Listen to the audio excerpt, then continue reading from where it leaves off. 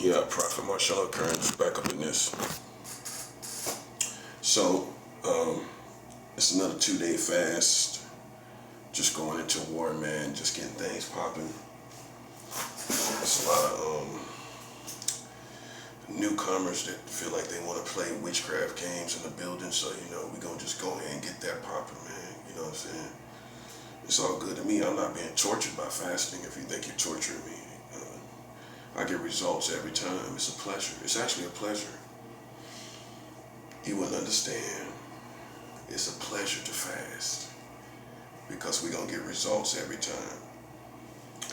Whatever made you feel in the homosexual and lesbian community that you could play with God's kingdom, buddy, you are gravely mistaken. See, and what I notice is there's some gay people that act like they can target Christians. Well, I base that on the shootings of these gay people that come out there and do these shootings, right? So you must think you can play with God's people, right? I figure there's more of you.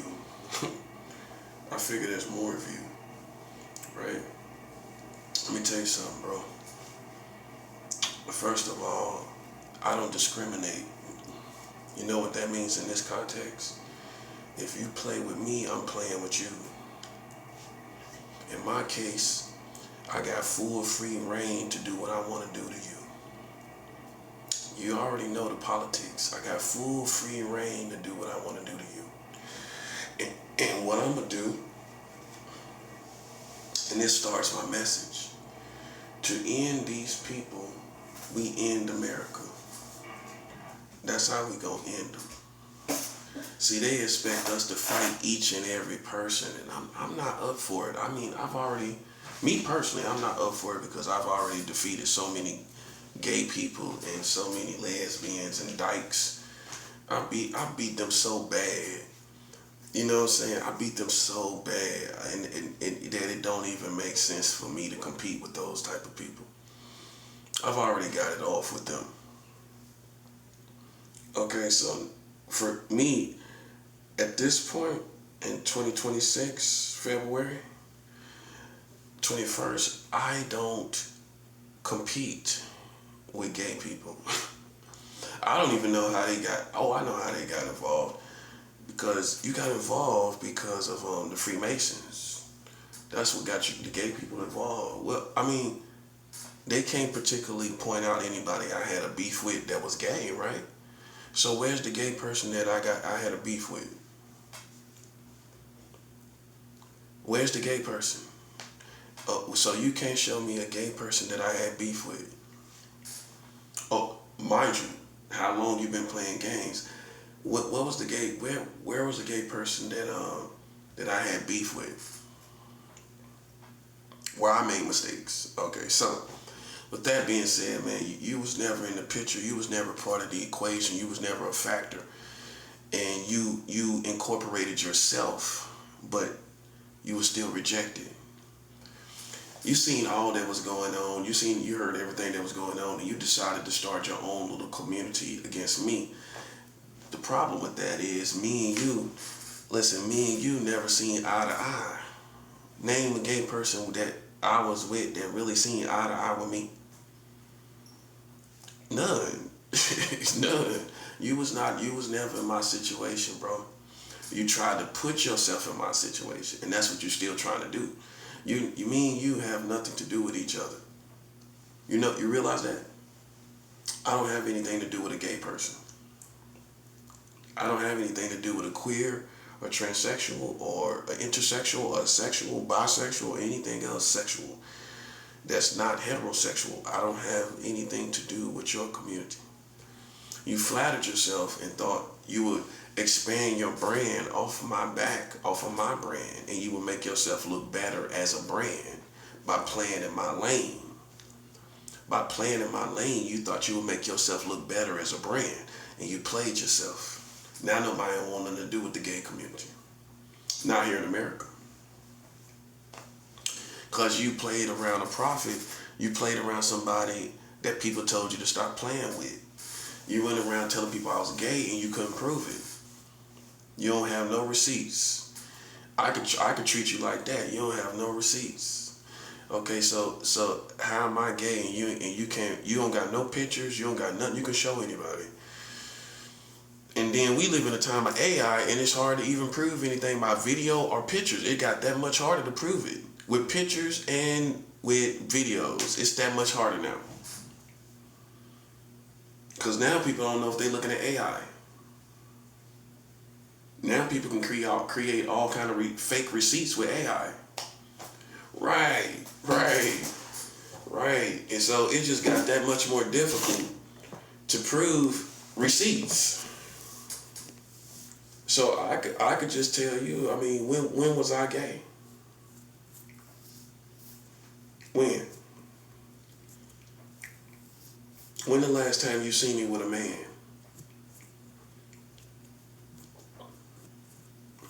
We're talking about facts, not hunches and speculation like ignorant people, right? From the ghetto. No, we're talking about real facts. Can you prove it? Can you prove it? Besides hunches, besides ghetto hunches, can you prove anything? You can't, can you? Okay, so then here's the next problem. I'm not your plaything when you can't prove anything. I'm not the person to play with when you can't prove nothing. See the difference between how a man sounds and a gay guy sounds? See, because the truth is, while I talk to members of your community, I found out that many of them are pedophiles. Some of the gay people are pedophiles. They have pedophile thoughts and pedophile desires, and it wasn't my hunch like you. I just naturally found out without trying to accuse anybody. I naturally found out without trying to accuse anybody. I had a white gay dude told me that he has pedophile thoughts about children sexually when he gets high. When he gets high on drugs, he said he has pedophile thoughts. He admitted this to me. God knows that this is the truth. So see, as far as your community, I've had a gay man come to me and tell me that he actually has pedophile thoughts. I seen another black transsexual attracted to a young boy, and I told him that was a boy that he was looking at, that he was attracted to, and he said, I know. Right in my face. He did not care. This transsexual did not care. So there's a pattern that I've seen in my own life of actually you being attracted to boys. I'm just saying. But I wasn't trying to accuse anybody. You know what I'm saying? My thing is this. I just live real life. That's all I do. And I can say that before God, everything I say is true. 2 gay men admitted that they liked underage boys. God knows it's true. I wouldn't lie. Okay, so check yourself, right? Don't try to check me. Don't try to expose me, buddy. Exposed time is about 2009 and 10. That's about 2010 and 11. You're a little dated with trying to expose people. Have you looked at the world lately? With America making new child marriage laws 6 years ago? Okay, so there you go. Your country just made new laws to marry children, whether you like it or not. So the time of exposing people with these children are dated, and what we base that off of is when your country is making laws to marry children while Donald Trump was the president. Okay, so then can you imagine the exposure culture now? Can you imagine you trying to expose somebody as educated as me? That time, and so we have to admit that time is gone. I would say about 2019, the culture, exposure culture. You can't have exposure culture and you're marrying children. You passed new laws. The new laws was 2019. Okay, so that's what expired.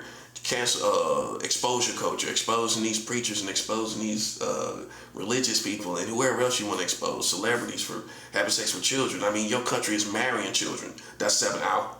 You can't. Exposure culture is done. That's done, bro.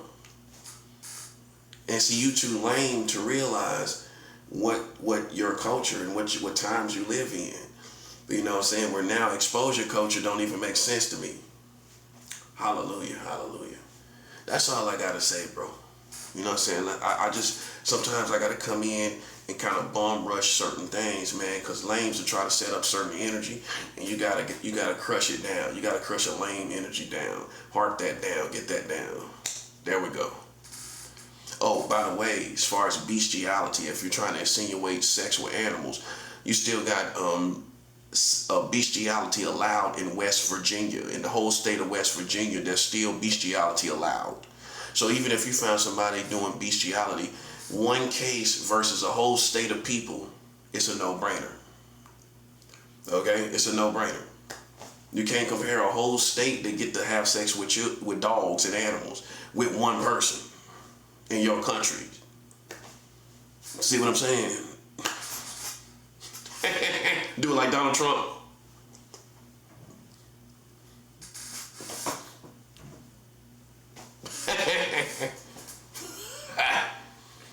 You having sex with animals in West Virginia.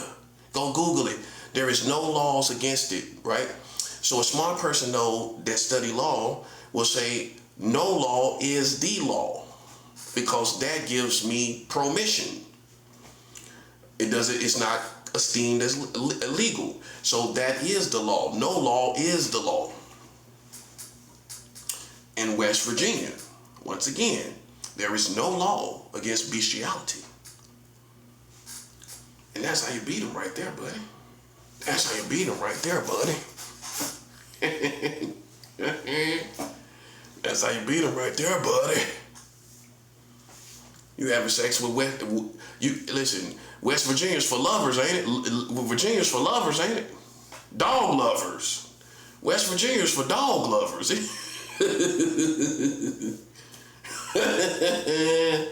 West Virginia's for dog lover. West Virginia's for the dog lovers. You can't even talk about bestiality in your nasty country, buddy. West Virginia's for dog lover.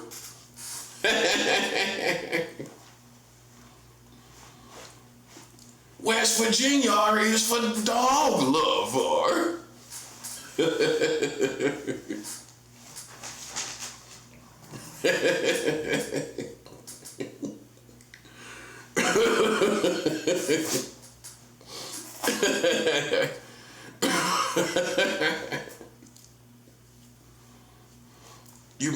Listen, buddy, you marrying children and having sex with dogs in West Virginia.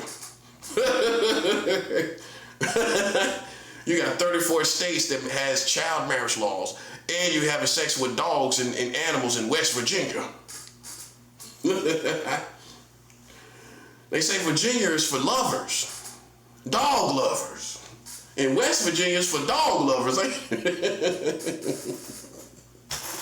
West Virginia is for lovers, and West Virginia is for dog lovers. Oh boy, that's hilarious. The fact that you say Virginia's for lovers and then you got dog lovers, and then that's the actual term, dog lovers. Yeah, you can't be serious talking to me, buddy. You can't be serious. You listen. I gotta do this because lames don't know the information. You see what I'm saying? This is why I'm on top, son. Anything you want to talk about, anything your little chicken heart want to talk about, you chicken hearted. Any little thing your chicken heart tail want to talk about, we can talk about it. Whatever you want to talk about, I'm man enough to talk about it. That's the difference between me and you. I can talk about any issue, but what we gonna do is we gonna go through all the real information, stuff we do know for sure. You know what we know for sure? You can have sex with animals in West Virginia and nothing won't happen to you. You won't get arrested. If they find you having sex with animals, you will not get arrested in West Virginia. That's 7 out. If you marry children in the 34 states that allow it, you will not get arrested for having sex with children. That's all I'm saying. That's all I'm saying, sucker. So harp down with the foolishness. Harp down with the foolishness. Okay? You created your own hell before you died. Because now you know the real America, but you can't deny it. You can't say I'm lying. You can't say it's conspiracy theory. You can go Google it right now. You can go Google it right now. Okay? That's it. That's all, folks. Now, where was I? This is where I was at. This message is going to be about how we end the Freemasons and Illuminati. To end the Freemasons and Illuminati, we end America. And we're doing that by spiritual means as Christians. Okay?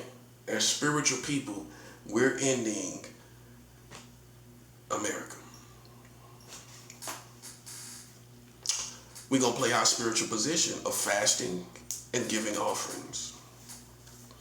And everything we do is by spiritual means. We ain't going out here trying to harm anybody or blow up any buildings. So that's why the feds can't raid us. That's why the CIA can't do nothing. And they ain't gonna do nothing when they hear that y'all marrying children. When they investigate me and they have this information, they gonna give me a pass on whatever you talking about. Like as if I was a terrorist, they gonna give me a pass because they gonna have understanding that an American person that finds out America's marrying children is gonna protest this country. That's facts.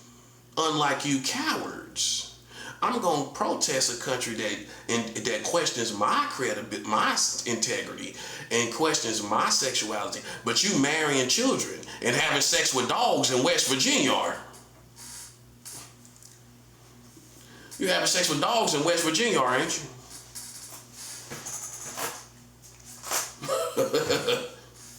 Put an R on everything in 2026. West Virginia are. You having sex with dogs in West Virginia, ain't you? Can't be serious. You can't be serious. You gotta be out your mind, buddy. Got to be. The way we stop these Freemasons is to stop America. That's how we gonna stop them. That's what it came to, man, because look, what you need to realize is they used all these people anyway, man. Everybody out there is not no Freemason. If you a veteran in this situation, you realize that ain't no way in the world all of them people can be Freemasons. They use them as they recruit them. They volunteer to be used by the Freemasons to gang stalk me and you. So that's the Americans, by the way. That's not the Freemasons only. Not only them.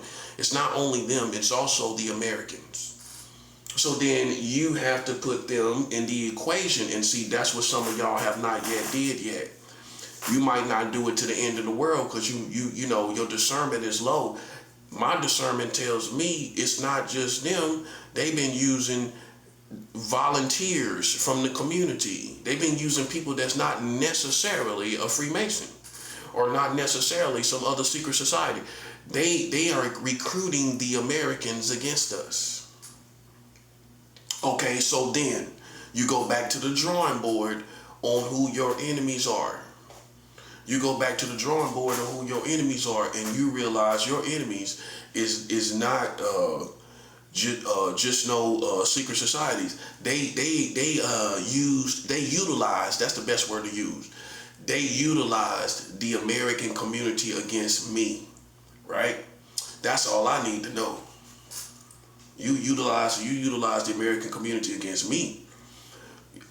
Well, then they become the enemy. I know you want to put the liabilities back on Americans, Freemasons, secret society. You want to put the liability on them. You want them to take the... Nah, buddy, I'm too smart for that. I see that you used the community, and I'm gonna hold them liable. That's what I'm gonna do. Oh yeah, oh yeah, oh yeah, oh yeah. So guess what? We ain't even focused on you. See, that's the irony. We're not focused on you as secret societies no more. No, because even though we are fighting to beat you, we're not focused on you. Because you used so many people from this community that the liability became an American liability. See how I'm explaining it, right? Okay, so if you're not paying attention and you got ADHD, you're missing. I'm not trying to be funny. You're missing fundamental things. I'm not trying to be cool and preach to you and say something cool to preach to you. I'm telling you, I'm informing you why these people are the enemy. So you can stop thinking I'm being a terrorist or a domestic terrorist. They used all these Americans. Okay, so then what's supposed to happen? They used all these Americans. We gonna keep thinking about secret societies? No, we not. We went back to the drawing board. We went back to the drawing board where we realized you used all these Americans. See how it works out? See how it work out? See how it work out?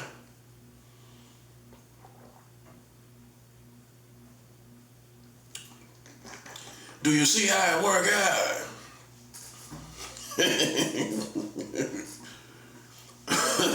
Do you see how it work out?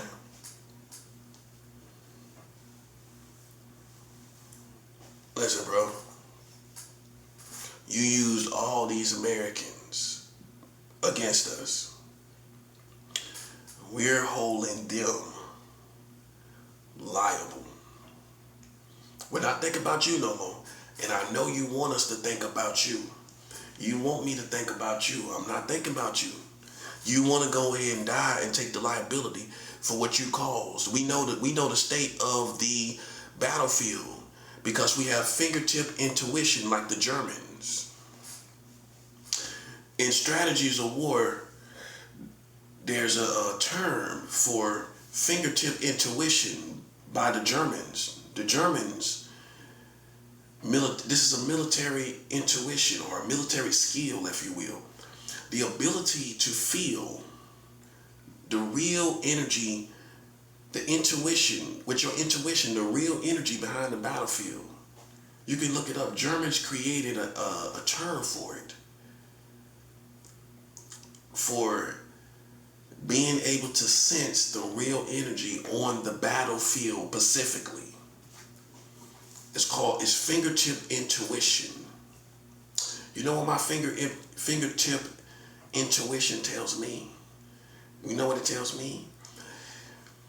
You're ready to die. You're suicidal and depressed as a community. You hate what happened. You don't want to live no more. And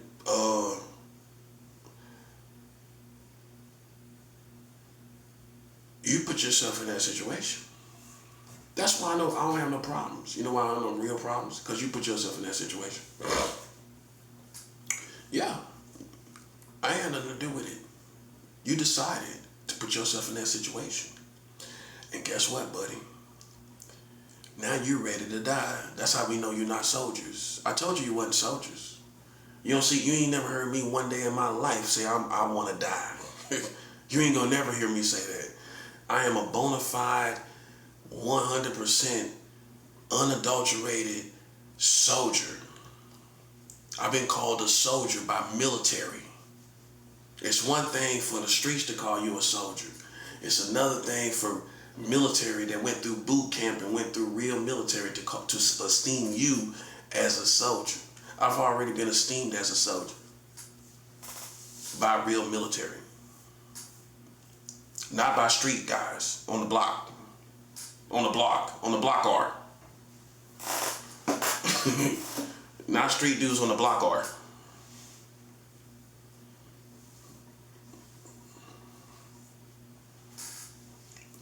Real military, buddy.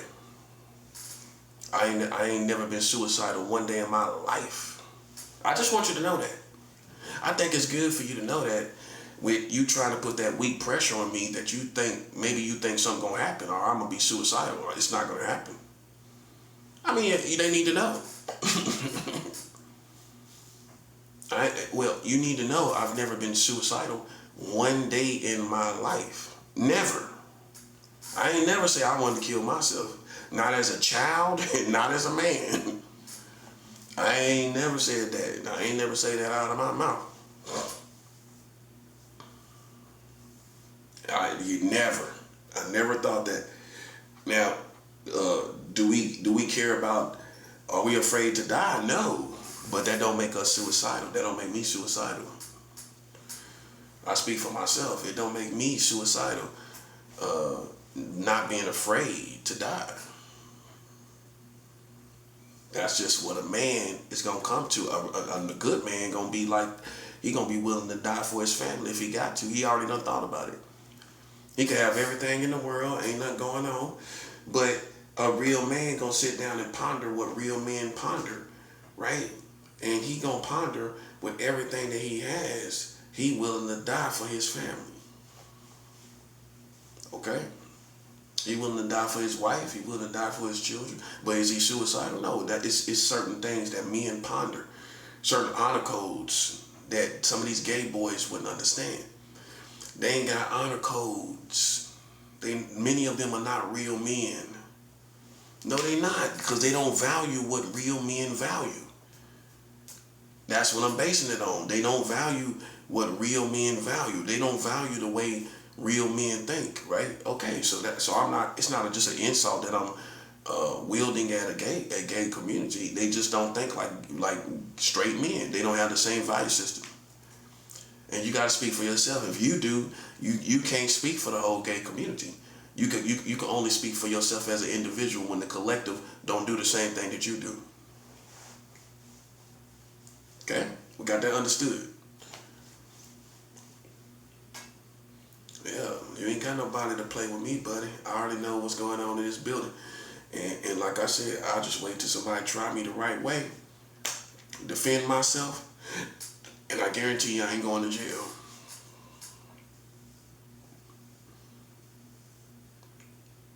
You can't provoke me because I know you're already trying to do it. I know you're already trying. Okay, so it ain't gonna work. You ain't gonna be able to provoke me if I know you already trying to provoke me. You can't get a rise out of me, and I already know you trying to get a rise out of me. See, that's what the old school say, where I come from the South. They trying to get a rise out of you. You know what I'm saying? You can't get no rise out of me, buddy. I'm too smart for that. That's why I'm still here. That's why I'm still on my block, on my square, holding down my square, so to speak, holding down myself in my position. Okay? See, I'm gonna teach you as Americans, man, that you ain't the baddest, you ain't the only bad thing around. You ain't the only bad thing around. You know what I'm saying? Yeah, you're gonna learn. You're gonna learn this time around. Because playing with God's kingdom, buddy, is bad for your health. It's bad. Like Birdman say, it's bad for your health. Trying real people is bad. Hating on real dudes is bad for your health. Playing with God's kingdom is bad for your health, man. You might just drop dead. You might grow some type of mass in your body, and the doctors don't know why. You got some type of rare sickness out of nowhere. And guess what? That can happen at any age of your life. God can put a rare sickness in your body that nobody don't know why you got it. Oh, you forgot about that, didn't you? You forgot about that, didn't you?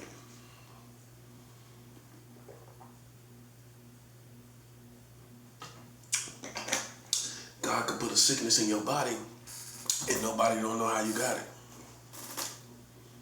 That's what we're looking for now. On these witchcraft people, these witches and warlocks, things to happen to them and nobody don't know how it happened to them. Oh, you forgot about that. See, they think they safe with their little EBT and they little, you know they on EBT. You know they on that. So they think they safe, you know, they in a little shelter, little situation. They think they safe, right? But what if God just put something in your body? You start coughing up blood. You start having bloody stools. And then you find out that you got a rare sickness and they don't know how you got it. This is what we're looking for to happen to these witches and warlocks. That's what we're looking for. I'm looking for people in this building to just get rare sicknesses in their family too. Things happen to your family and they don't know how it happened. Stuff happened to you, you know, and they can't explain how it happened.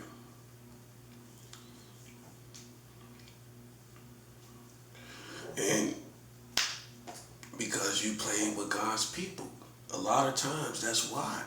And you go back and listen to the stuff you said, go back and listen to the stuff and look at the stuff you've done, and that's why you suffer. It's no secret to me. It's no mystery to me. You suffer from playing with God's people, buddy. See, there's a difference between religious people and God's people. And maybe you never met God's people. I'm not talking about cults. I'm not talking about religious people. I'm not talking about witchcraft people. God's people. We ain't perfect. So if you got a cartoon brain and you think you're gonna stare at me and try to see if I think I'm a perfect person, well, I mean, you're a special needs type of person. You got special needs, right? I'm not perfect, right? Okay, no, but I am one of God's people. Okay? And maybe in your life, you never met one of God's people.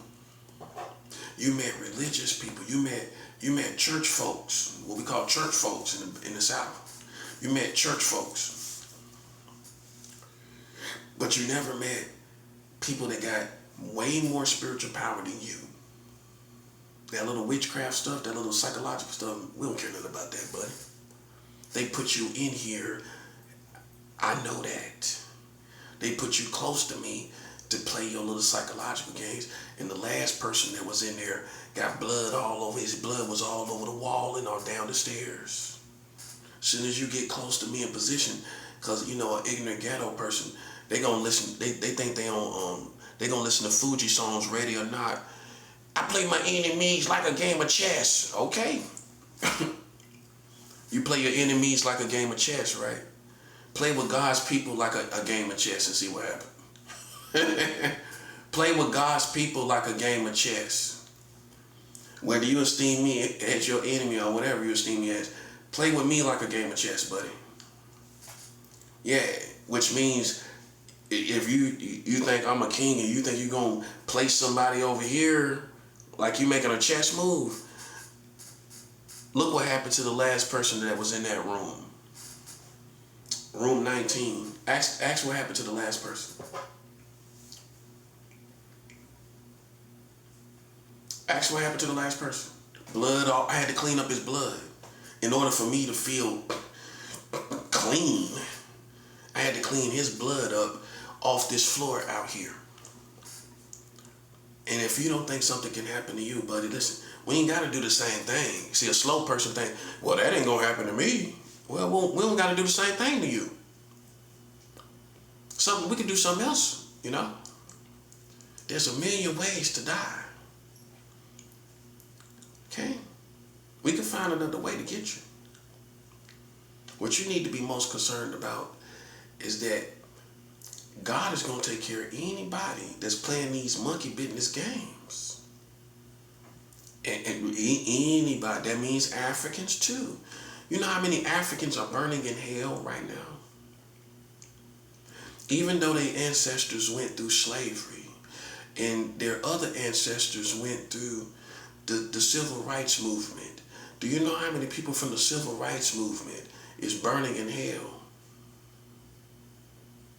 You know how many people that went through the civil rights movement and fought for rights and still burned in hell?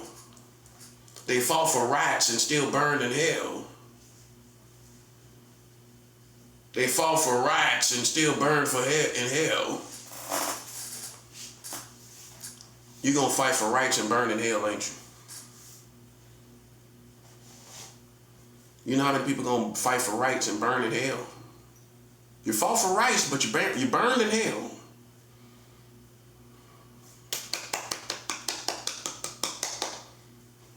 Nah.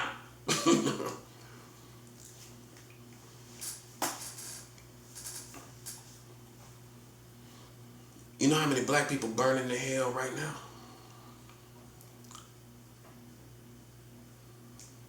You don't think you can go because you're black? No, let's ask you that. Let's ask you a yes or no question. Can you burn in hell as a black person? Yes or no? My next question is this. Do you think you can go to heaven just because you're black? Just because you're black, you think you're going to go to heaven? So you got a bulletproof vest, a spiritual bulletproof vest, where you can't go to heaven because you're black?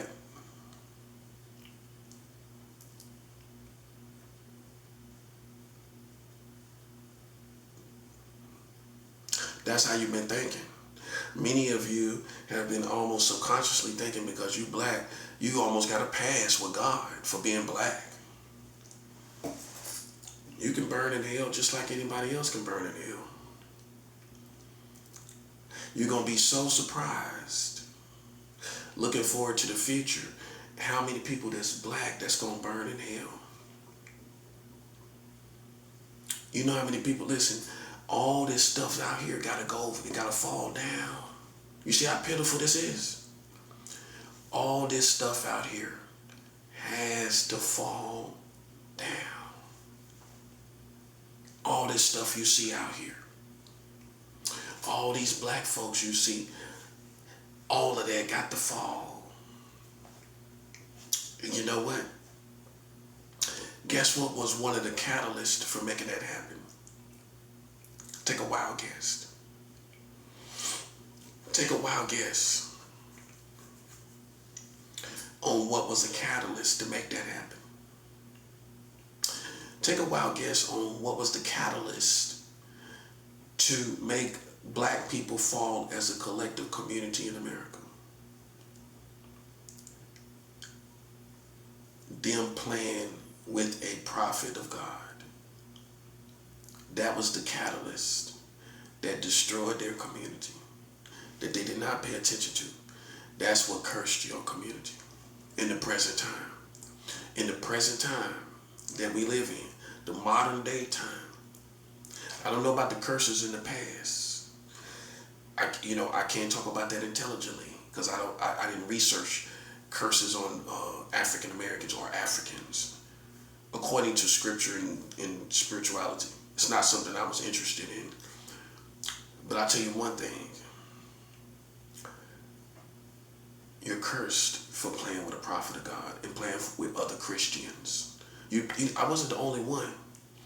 You play with other black people, right? For that reason alone, you are cursed as African American community. Okay? Playtime is over. Listen, you put your pants on one leg at a time just like everybody else. Your doo-doo stink like everybody else doo-doo stink, buddy. Your doo-doo stink is funky just like everybody else's doo-doo is funky. Okay? Your doo-doo is funky just like everybody else's.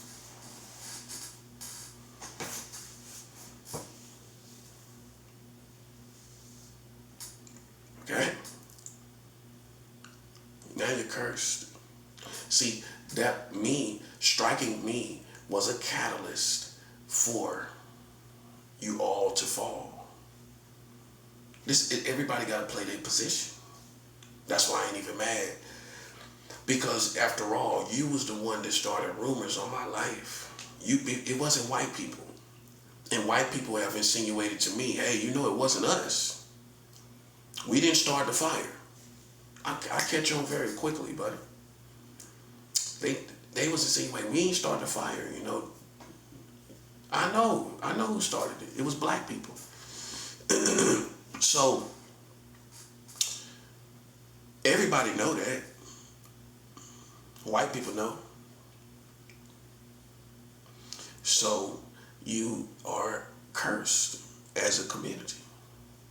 And then that, and right there is what makes it all fall apart for the last days.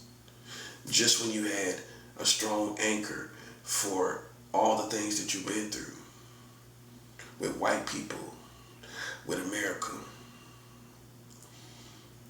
which could have kept you afloat as a people, that could have kept you up. You went ahead, not realizing your state of karma, not considering your state of karma, or what it would do to your karma. You came out as a collective community against the prophet. And that attack was a catalyst to your curse from God as a collective community.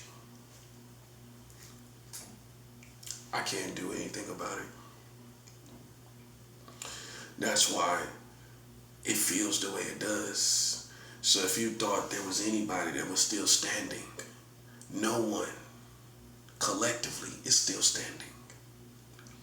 Hispanic and Latinos, you another one. I warned you back in 2021, almost 5 years ago. I warned you to stay out of my politics. You did not know that I was a prophet of God. You are not black, okay? And you know the difference, don't you? Okay, you're not black. Now, my thing is, how did you end up in my politics if you're not black? If I didn't grow up with you, if I didn't grow up in Mexican and Latino neighborhoods, how did you wind up in my business? Because you're American? Well, if you was really down with black people, you wouldn't have played with a black man without evidence, and you wouldn't care what nobody is talking about. You would have been looking at the fact that I was black, period. We talking about thoroughbreds. You would have been looking at the fact that I was black, and you don't care what these other black people talk about. You gonna honor my blackness, not theirs. But I guess the peanuts was too tempting, wasn't it? The peanuts was too tempting. The little money they gave you. Well, you sold your soul. That was, people that went out here and gang stalked. You know what you did, right? You basically sold your soul with acts of gang stalking for peanuts.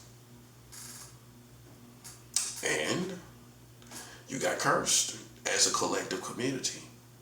It's no lie. So for Hispanic and Latinos, you used the whole community against me in Queens, didn't you? And that's why ICE happened to you as a collective community. See, I had to take these attacks from black, Hispanic, and Latino, those three, right? In order for you to be cursed as collective communities. Now you're cursed. Just when you thought Hispanic and Latino community was good, they played with a prophet. And God did not allow that. He did not allow it. You know what happened as a result? You cursed your own community. And you can play all kind of games, but this is already evident by all that you're going through with ICE. You got people at ICE detention centers right now, and they about to spend over $1 billion for ICE detention centers thrown up all over the community. They about to throw them up all over the community. They about to throw them up all over the community. They about to throw up them ICE communities all over the community. They about to throw up them ICE communities. ICE. ICE is about to be thrown up all around the community, buddy. Oh yeah. This is payback from Astoria Boulevard. I told y'all I didn't forget. You gang stalked the prophet, and I wasn't doing anything to you. I wasn't challenging you. I didn't make you feel challenged or intimidated. I wasn't threatening you out in public or anything. You chose to go with the gang stalkers. You chose to go with the Freemasons. Okay then, so you take what come with it. Just like black people got to take what come with it. You do too. And this is how you know I'm not racist, because I'm talking about everybody involved. Everybody involved. This is the position the prophet has to play. You know, I can't come out here with these nice little messages and we're going to be talking about this today and we're going to be talking about this today. No. Sorry. It's not gloom and doom, it's facts. It's repercussions. It's karma that I have to talk about. Your karma. You came out here playing with Hispanic and Latino came out here playing with me, right? Yes, you did. This is why all the stuff is happening to you. You think it's a coincidence? ICE is just trampling you down like that. No, it's not. You know the games you played with the prophet, don't you? Okay, so that's the revenge. Yes, it's not gonna stop. Because how God looks at it, I'm a tribe over from you. I'm a tribe over. Not the same tribe, the tribe over from you. Right? And you should have more self-respect for your community than to play with somebody that is a descendant of African Americans. You should have had more respect for yourself as a community. And you did not. You got wild and crazy out here like a buck-teeth teenager girl. Wild and crazy out here. And you came out here and played with God's people. And now you cursed. It's what it is. Listen, I can't take what you do and then make it work where nothing bad happens to you. You want me to do everything. You want me to take what you do, walk through all the foolishness that you're doing. Every time that you did it, walk through all the foolishness and then help you get through it. Turn around and help you. Nah.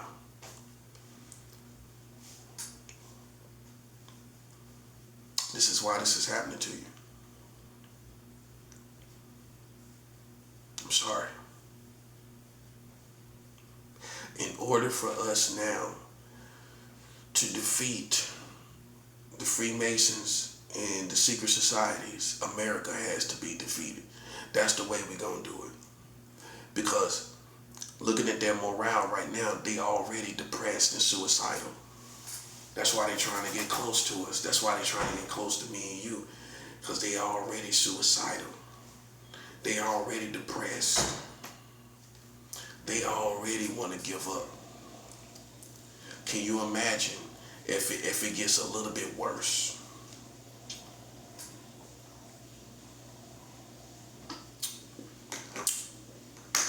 If it get a little bit more worse, if it get a little worse, it's gonna be all over.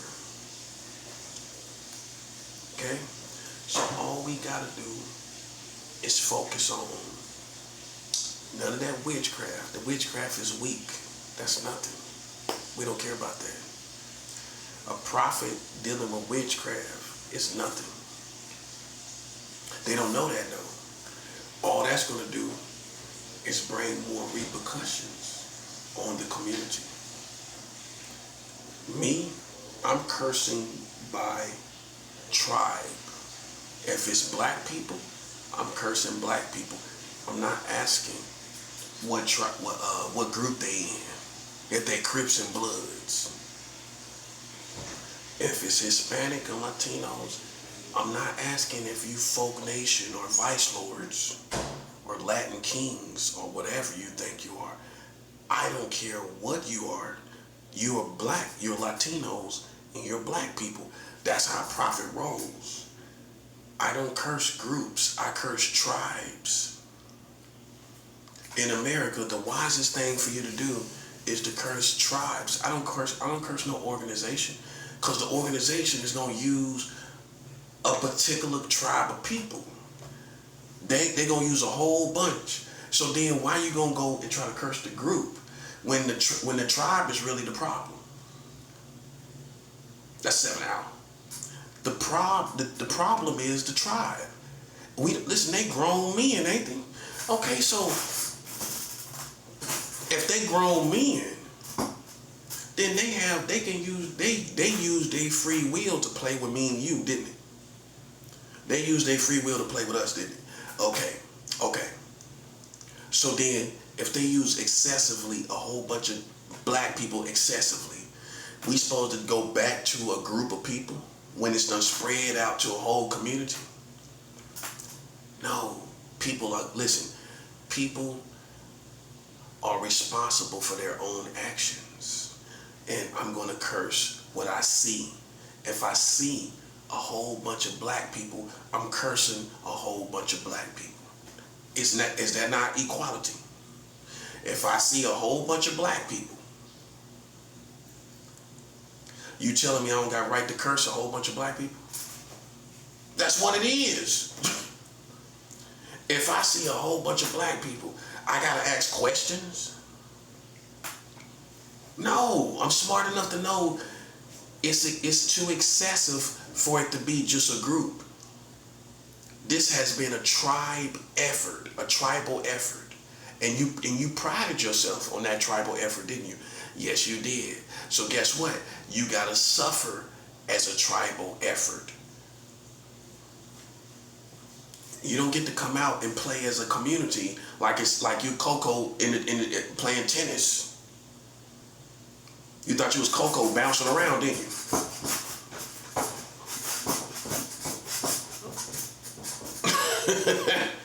You thought you was Coco, didn't you? You not. I didn't find it amusing. Guess what I'm gonna do? I'm gonna curse your whole tribe. And listen, the police can't save you, and these preachers can't save you, because these preachers listen, these preachers are blind, and you already know it. They don't even know what's going on. And I'm hitting it right on the head. That's the difference between the prophet and these so-called preachers. They're gonna sit back and love the same people that's playing with God's people. Sorry, buddy. You can do that. But you notice them same people ain't going to heaven. They ain't on their way to heaven. Did you notice that part? Okay. Well, that tells you what you need to know right there, buddy.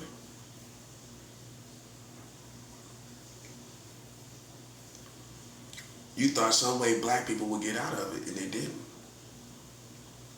They ain't getting out of this. They ain't getting out of this, not this time.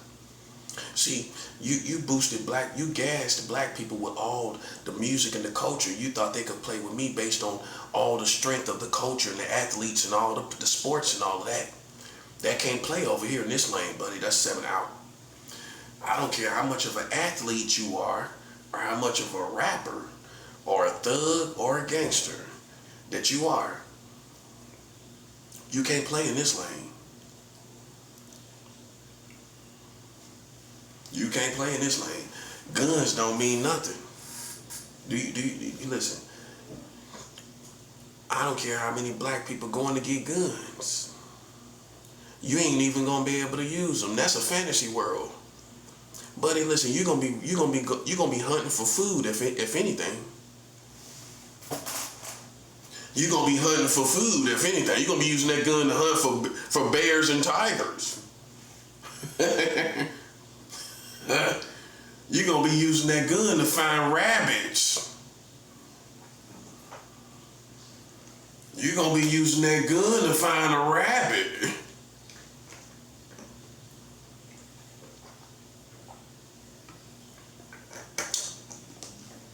I don't feel betrayed. I don't feel rejected. I feel like you played with the wrong person. That's it. That's how I feel. That's how everybody feel. I don't feel betrayed because I didn't lose anything. What did I lose? Everything just got figured out.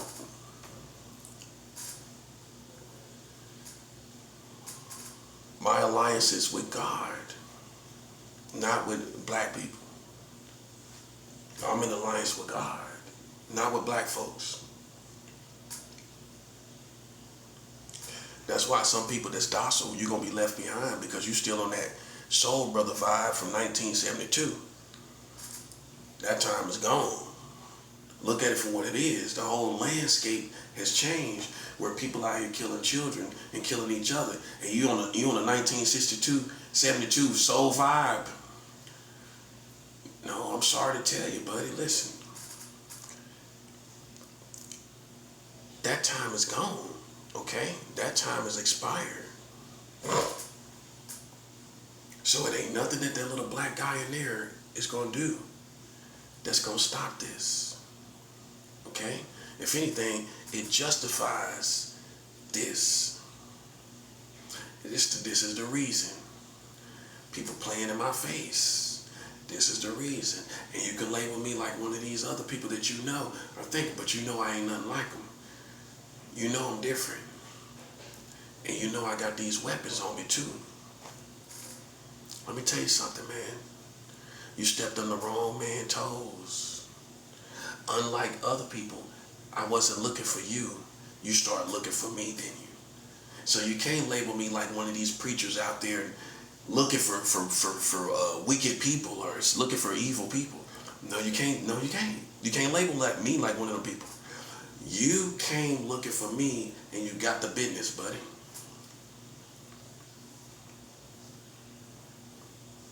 So let's officially understand this. February 21st, 2026, you are cursed as African Americans.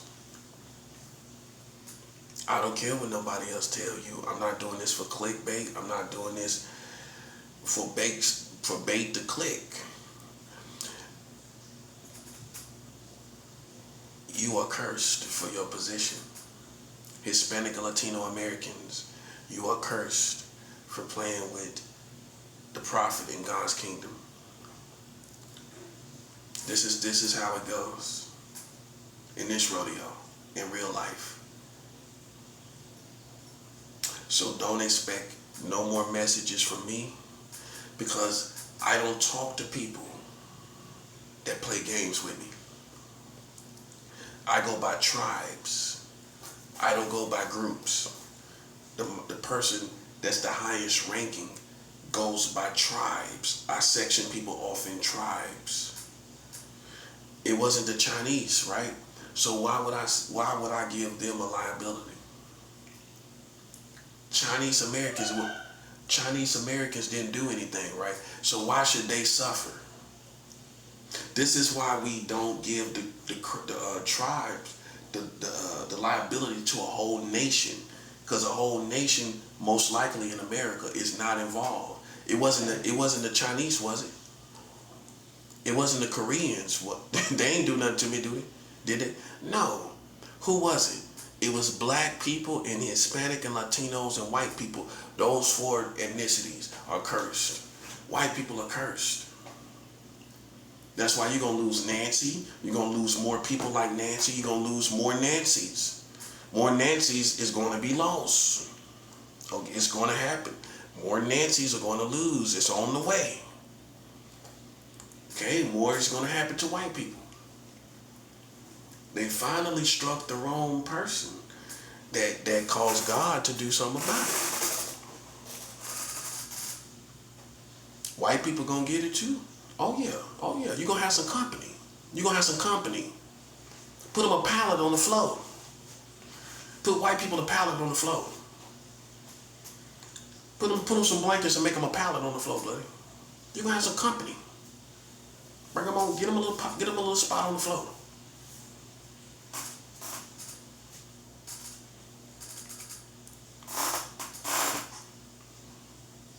Get them a little pallet. Get them a little pallet on the floor.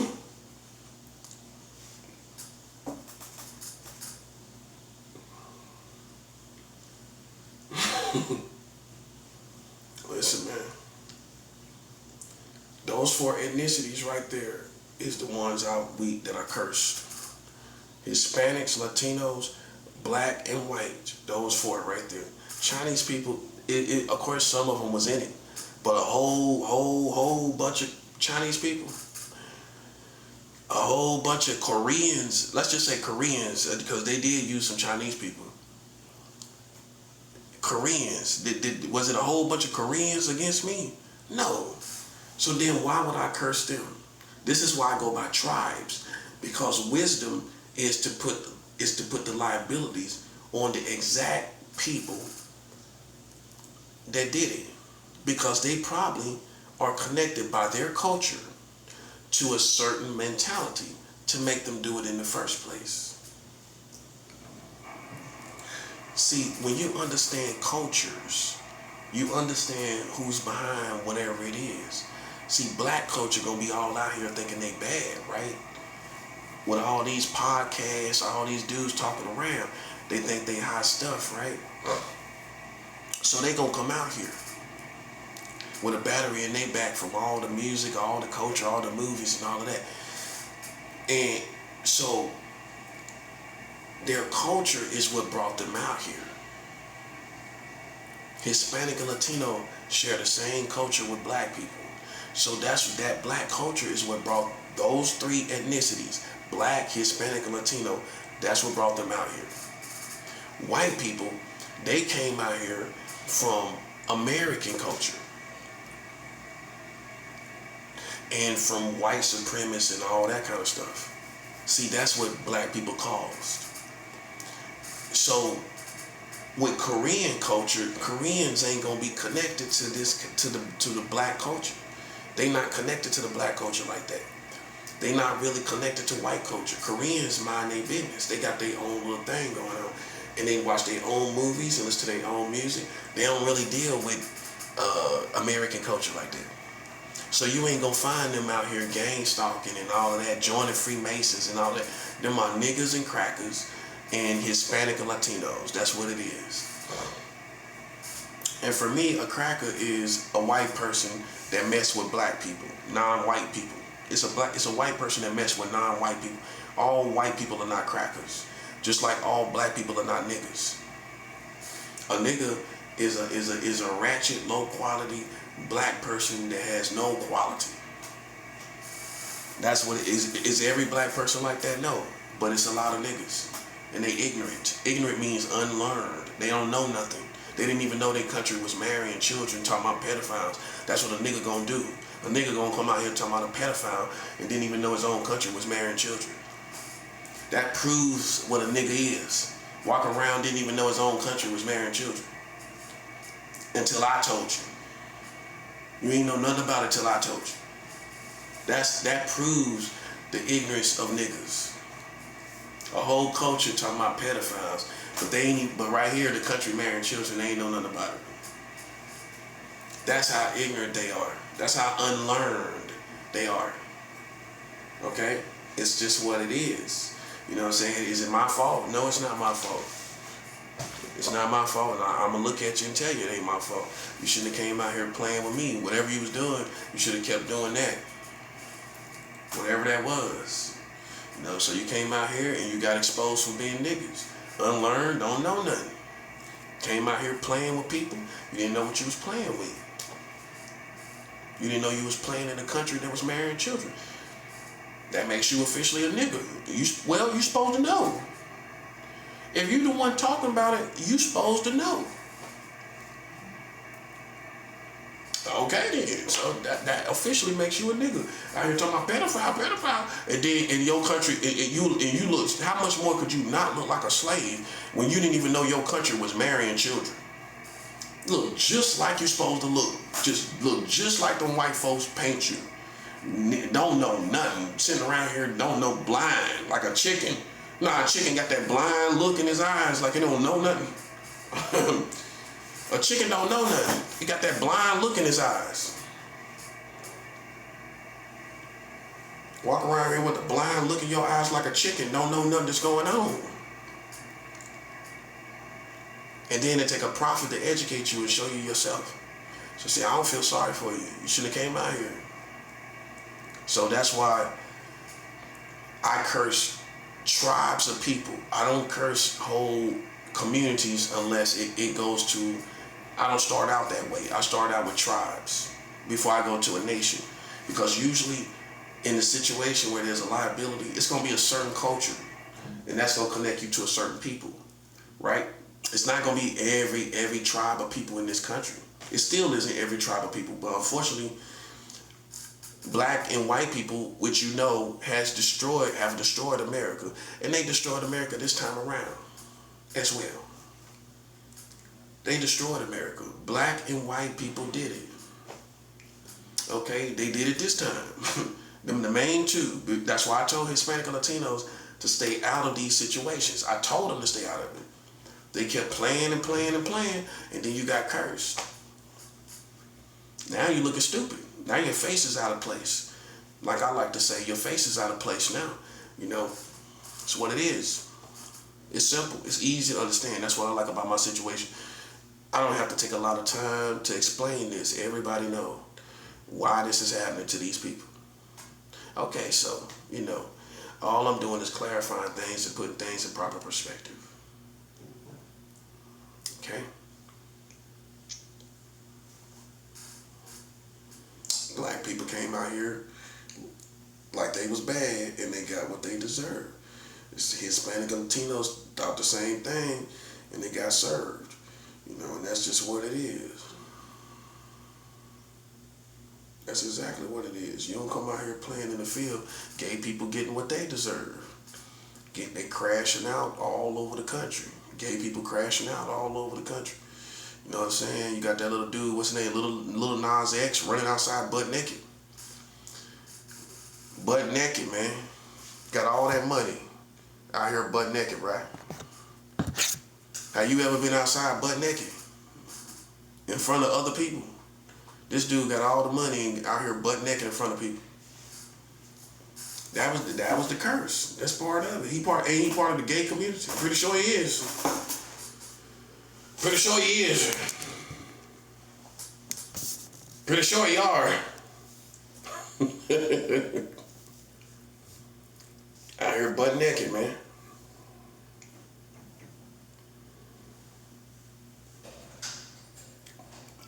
Little Nas X shows you. See, I stay aware of the culture. Little Nas X shows you. Them people falling off. They cursed. They falling off. They running outside butt naked, making a fool of themselves. And I know that's how people looking at it. Man, he fumbled his whole situation. He made himself look like a complete idiot. And then, you know, it's some white people that ain't gonna ever respect him again. They gonna say, you just as ignorant as the rest of them people. We thought because you might have been a little gay, you might have been a little more tender-hearted and a little more loving and everything. You just as bugged out as the rest of these people. That's how they gonna look at it. In other words, you just as much of a nigga as the rest of these people. How you wind up with all that you got going for yourself? How you wind up outside now? Not in your own company, in your house now. Not in your backyard. Okay, at least in your backyard. Okay, in your backyard, I might understand. You kind of tripping and, you know what I mean? You feeling yourself. You're out there in your underwear. You feeling yourself. You're out there in your underwear in the backyard. Okay. Let's just say you got a pool back there. It would make sense, right? Okay, you kind of feeling yourself in your backyard. You know what I mean? Why is you outside wrestling cops where you could have got killed? That's what people gonna tell you. You could have been killed, little buddy. Little Nas, little buddy. Little good buddy. That's a name. That's a nickname for the 50s. Little good buddy, you could have been killed, bro. Little good buddy. You could have been killed, man. Them police don't play no games. You out there butt naked, they think you like a zombie or something. Why is you out here naked?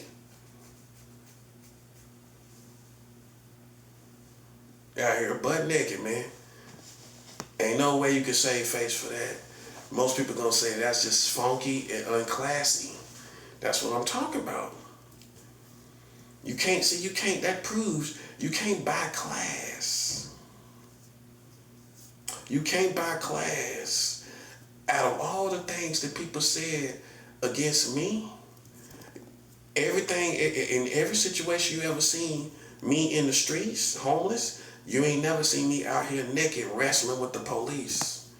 And that could happen if you out your mind. You know what I'm saying? If you don't know what you're doing. Listen, look at it for what it is. He didn't know what he was doing. Look at him. But what I find funny, this dude got a place to live. He got plenty of bread. You know what I mean? That's what everybody looking at. You got plenty of bread. How you wind up outside, bruh? You got plenty of money, which means you can get food, you can get drinks, and you can chill in the house. But see, that's how you know, man, people are disturbed. Yeah, when you outside naked, you disturbed, which means you didn't feel at peace in the house. You had to go run. See, people got spirits, man. I'm telling you, spirits drive them crazy. Well, that's a sign, because if you got money and you can chill and you can chill in the house, you can have drinks, you can have weed, you can have whatever, right? And you could be in the person that got money like you could be on your own in the house, unbothered. Nobody ain't gonna come through. Ain't nobody gonna, you know what I'm saying? And you can have your own situation. How you wind up outside? And the thing is, he wasn't even with nobody. He didn't say nobody else was with him. He was out there by himself. I ain't hear nobody else was with him. Out there butt naked, running around, man. He started out in his underwear, they said. Then he wind up butt naked. You know what that tells me more than anything else? That person is not at peace. And they got all the stuff they want. They not at peace. How I know you ain't at peace? Because if you was at peace, you would be in the house somewhere where people can't even find you. Come in your house and still can't find you. Come in your house and still can't find you. How you wind up outside butt naked playing with the cops?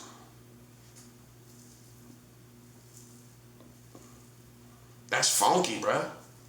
And then half of us in America, we ain't never done that a day in our life. You ever been locked up butt naked? Bruh. How you ever been locked up butt naked? With no underwear on, man. I ain't never been locked up. So whatever anybody ever said about me, ironically, man, I can show you people in your American community that got it all, and they done put themselves to shame worse than anything we could have ever done. That's shameful, not just because of the act, because of how much you got in life. You got money, you got everything, fame, everything. How you wind up fumbling the ball like that and you outside? You could have got killed. Think about it. He could have got killed. Police see you as a naked black man. All they see is naked blackness. What you think they thinking? I don't want this person touching me. This might be a crazy zombie-like person. One of them crackheads. That's what they was. Then they had to size you up and see how young you look, and you look familiar to them. But at first, they probably thought you was a crackhead, bruh. Somebody hyped up on drugs. Hyped up. You know, the old school, you say they hyped up on drugs. Hyped up on crack. Hyped up on crack, bruh. You hyped up on crack. You hyped up on crack, ain't you? Listen, buddy. You was walking around like you was hyped up on crack, bruh. You hyped up on crack, ain't you? That's how I was looking. That's how I was looking, bro. Like you hyped up on crack, right? You can't come back from that. You notice ain't nobody saying nothing. Because see, people don't start taking you seriously. They already ain't halfway take you seriously. They already halfway ain't take you seriously. And you know, with all the little stuff and everything, and then you did that, they ain't gonna take you seriously, man, because not because of what you did, it's because of the position you in life and how you fumbled the situation. It's a million people trying to get that spot. It's a million people trying to get enough money to get out the way. This person had enough money to get out the way, and he over there running outside naked. That's what I'm saying, bro. That's what I'm saying. Nobody don't respect that. Because the first thing people gonna look at is, man, you got all this money and these and how you out here in the streets like that, man? Somebody been and killed you. The police or something, they don't play that, man. They could have held you down. What if they would have held you down and suffocated you? Not shoot you though, but just enough to get you, hold you down because you naked, right? And then sit on top of you or something, and you in a lung, your bones could have punctured your lungs or something. Your rib cage could have crushed and punctured your lungs. Anything could happen. See, this is how you tell these people, bro. Like, listen, you are not at peace with yourself. You need Jesus for real. You need Jesus because you ain't at peace. If you was at peace, you would have been in the house. People that's not at peace run around like that. That's a sign. That's a sign a person done lost their mind. You run outside naked. You can't be confined to walls because you ain't at peace. See, when you at peace, you can be confined to in between walls. You ain't tripping. It don't bother you. If you bugged out, you can't be in. You gotta run out. He ain't at peace. I guarantee you that's what it is, bro. He's not satisfied and he's not at peace. See what I'm saying? See, that tells you right there. That tells you right there, man. That's why, man, it's no excuse. See, people are starting to realize, man, it don't matter what your sexuality is, man. You know what I'm saying? People looking at your spirit and how you act and the things that you do. That's what people looking at. You can't hide behind being black no more or being gay anymore. That time is over. Ain't nobody looking at that. We looking at why you outside butt naked. You ain't getting no pass because you black. You ain't getting no pass because you gay. No, man. You ain't getting no pass because you black or gay. Them times are over. The time of getting a pass because you're a part of a certain group or something like that, or race or whatever, that time is over, man. Nobody cares. Nobody cares because you're black. Some white people might sympathize. I do not. Well, if you so black and oppressed, then why you out here oppressing other people? If you so oppressed, then how you find yourself to be out here gang stalking and playing with other people? That's what I'm looking at. That's what a smart person is looking at. We don't acknowledge that. You want us to look at you as an oppressed person, but you out here playing in people's face. It's not a good look. It's not a good look to be gang stalking as a black person and then hooping and hollering talking about somebody oppressing you Or somebody hates you. Which one? Or somebody's racist against you, but you gang stalking. And before somebody even like me, before you even seen me have an issue with you, you was already gang stalking, wasn't you? Yes, you was. Yes, you was. Make it make sense. How I just came out of nowhere with no issues. Put it all together. You was playing with me, and that just forced me to evaluate your whole position as black people. Everything about you. I went back to the drawing board with everything about you. Soon as you start gang stalking me out of pocket and I seen your character doing those things, I went back to the drawing board on everything once I seen you gang stalking. That's how it happened. And then you could point to what I was looking at. But the whole reason that even happened, because before I even know what you was doing, you was already in my politics and out of pocket playing with me. That's what forced me to even go into looking at you the way I did. Now that I realize what was going on, oh yeah. Because you gonna see, if you see people in your face and keep playing with you, you gonna look at that, you're gonna look at that, you're gonna look at other stuff, and you're gonna start making conclusions on those same people. That's what happened. You're gonna see the patterns. That's what happened. And you're gonna look at me pointing out the patterns to simpletons. You're gonna go to simpletons. You're gonna go to me with simpletons pointing out patterns as to accuse me, but only the simps is gonna believe in that. Because my thing is this: oh, he from North Carolina. Okay, so how racist? He from Chocolate City. He from Charlotte. I'm pretty sure he done been around nothing but niggas. So how he racist? Make that make sense. Make that make sense when he from Charlotte. No, he got tired of niggas. That's what happened. And they played with him like they don't play with y'all. So you ain't never been through what this nigga been through. So then how you gonna judge his position? Show me one person that went through what he been through with black people. You can't, so you don't even got a reference point of where you can show me somebody that done it differently than he doing it. To where you can say, well, he did it like this. Where that person at? You don't got no reference point for a person like me. So I have went where no black man have went before with other black people.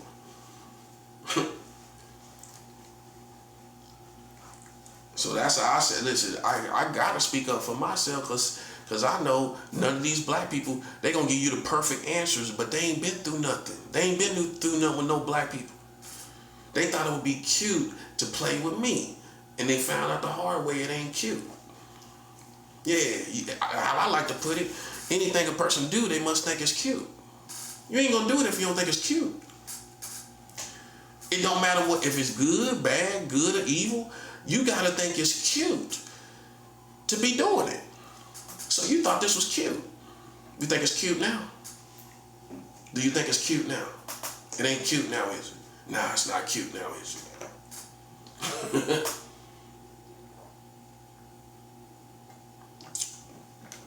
Cute wouldn't be a word to describe this, would it? No. Cute wouldn't be a word to describe this. Oogly. It's oogly. Let me tell you something, man. You made that bed and you gotta lie down in it. You made that bed and you gotta lie down in it, bro. And either way it go, God gonna make you lay down. So you can get down or lay down. Like they say on state property, you can get down or lay down, buddy. Listen, man, let me tell you something. Let me tell you something, little buddy. Let me tell you something, good buddy. Everybody get what they deserve in the real world.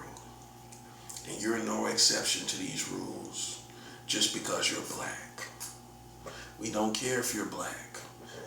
It's just not gonna work out. See, if I didn't have a relationship with God, it might have worked out for you. You know what I mean? I might have not realized till it was too late what was going on. But God, many years ago, prepared me for everything that you was doing. I've been fighting for you for years. I've been fighting black people that went against me for years. Just in case you think I'm slipping. Just in case you don't think I know that it's black people hiding behind the scenes.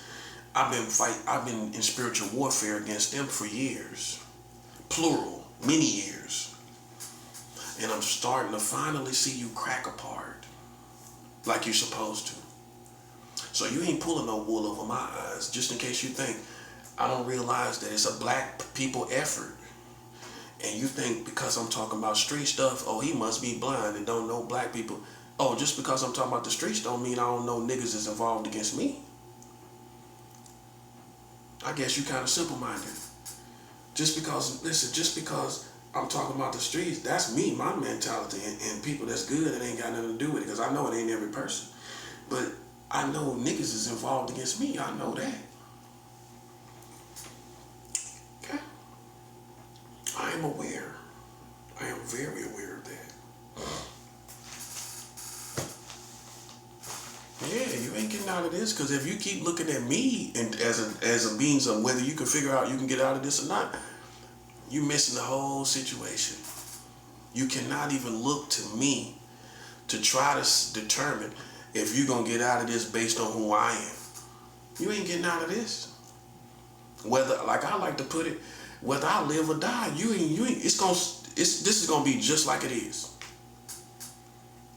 You see what I'm saying? You went down the wrong road, buddy, and you can't come back. You can't do a U-turn. You can't do a U-turn. Nope, ain't enough room. You gotta go down that road, buddy. You're gonna get slapped in the back of the head. Keep going. Keep going.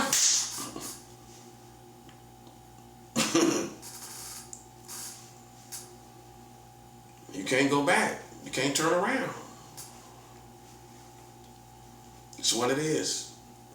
That's why, now imagine me that's why a prophet has to speak according to what's real. Now imagine me coming in talking about something else. But you know what's really going on in the streets. You know all this gang stalking going on. You know all the history of what happened against me. Imagine me talk about some good little Christian messages, right? But I ain't touching on this. This is how you know I'm a prophet too. Ain't nothing else to talk about. I ain't talking about no Christian, I ain't saying it in a way I can't talk about Christian messages, but you know what I mean. I'm not talking about some happy-go-lucky Christian messages. And you done played all these games. No. That's why I stopped even talking to black people like as if we can do this and we can't do nothing. Because you still playing games. That's why. And it ain't no need for me to sit here and have some happy-go-lucky messages like me and you gonna do something together, or me and you can do something together. We can't. Last time I went out there to that bodega up here on Utica, on the left-hand side, when you make a right off of Rutsfield, right? When you make a right up the street on Utica, on the left-hand side, these people out of pocket, talking reckless, bro. In the bodega, and there was nothing but black people. And I'm glad I seen it just like that. Because once I'm removed from you for a certain amount of time, and you stupid enough to show your face out of desperation to try to fight me, right? It tells me who it is and what type of people they are and what they deserve. That's all it took. This last time started a whole nother war. And listen, this time we ain't going back. Because I was too, how God look at it. See, this is how we know you a clown. Because you expect me to still play with you. You expect me to still be with you. I'm not. God seen I'm out the way.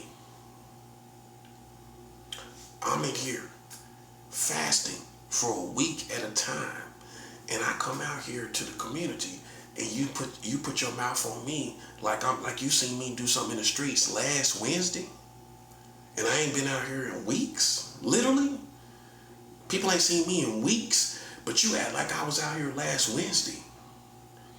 That's what happened to your community. They allowed that community to utilize black people, and people think nothing shouldn't happen to black people. I'm sorry. I'm sorry, man. I'm sorry. I send my condolences to the black community because, see, good black people gonna have to suffer. It's just what it is, man. Because they use too many black people, and it ain't no way to look at it. It ain't no other way to look at it. See how clear-minded I am? It's no way you can disagree with me. They use too many black people. Okay, that's what happened. If they didn't use that many black people, this wouldn't be the situation. They used too many because they thought they were being savages by doing that. They was being clowns by doing that. Now they caused all this to happen to your community. Okay, that's what happened. That's why I don't have no other message. I don't have no, ain't no other, why would I have another message? Think about it. It ain't gonna lead up to nothing else.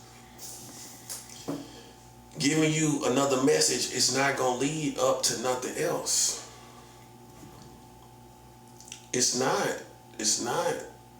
And so if you go to any other prophet, I hate to tell you, you know, I'm not saying they false prophets. I'm saying they might be prophesying out of their flesh. They might be prophesying out of their own desire for America to get better. And I'm not saying they're a false prophet, but if you know, the true test of a prophet right now, to me, is if you can realize that these black people must suffer without me saying it to you. That you realize that these Hispanic and Latinos is going to suffer without me saying it to you. That God got you on the same accord. We on one accord, like Christians would say in America. We all on one accord prophetically, where we're all saying the same thing because God is showing you the same thing in so many words. You saying the same thing I'm saying, which is America is going to be shut down. I've heard somebody else say it. The system's going to be shut down. It has to be. We're not going to sit up and fight every single black person. They're not worthy. The ones ahead of this person and that person is not even worthy. That's first and foremost. These are people just lined up by Freemasons, but none of them are worthy because they don't have the same numbers. The person next door over there is not worthy to fight me. How? Has that person been to California, Florida, North Carolina, and fought wars and was successful? No. Then you're just propping that person up. Like from the Freemasons, you or some other secret society. You propping them up like he's worthy. He's not. And that's how I look at him. You ain't even worthy. So can you imagine me fighting all these unworthy people, all these unworthy black people that want to try to see if they can get a cheap shot on me? You know what I mean? A sucker punch. That's how I put it. That's what it's esteemed as a sucker punch. Man, I'm in a whole different realm and lane, bruh. Imagine you coming along doing something that people esteem as the equivalent of what I've done. You can't be the boss with a little dumb sucker punch. You got to be the boss. You got to go do what he's done. A sucker don't get it. You get to a certain level, man, it's like, nah, you got to go do what I done, buddy. You can't beat me in a fist fight. No, because I've done so much. Who I'm esteemed as is more than a fighter. I'm not esteemed as a boxer. So you're not, now if I was esteemed as a boxer, then you could beat me with boxing me. I'm not esteemed as a boxer, buddy. So what I get my reputation for, you got to surpass that, which is beating a whole bunch of people all over the country. And if you can't go all over the country and do what I done, ain't no man or woman in their right mind gonna ever think that you being propped up next door or across the hall or something, that's gonna beat me. Not to a grown man. That's how we think. That's how a grown man think, man. So we ain't fighting everybody no more. That time is over. I beat so many people in this country. I don't even take up challenges like that. You ain't gonna ever see me do that. I don't even see them. I see them but don't see them. You ain't gonna ever see me acknowledge somebody like that and I know they ain't done nothing. They just lazy, living around everywhere like a bum. And that person think they gonna be on my level. Man, you can't be serious. That's what it looks like to me. I'm dead serious. I'm dead serious. That's how it looked to me. So with that being said, man, it's kind of redundant.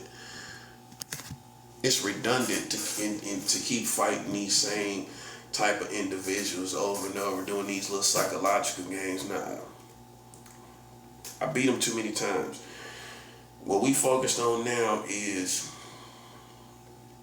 the next level, which for me, in my case, is America. And I've been on that level for quite some time. But because of ignorance, you know, I have to keep addressing ignorance. But man, I fight grown, fully grown, full all Americans. Not boy, child, man, child, gay guys.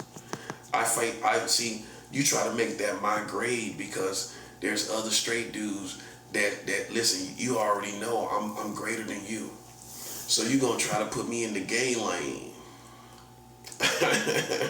When you really know I'm greater than you.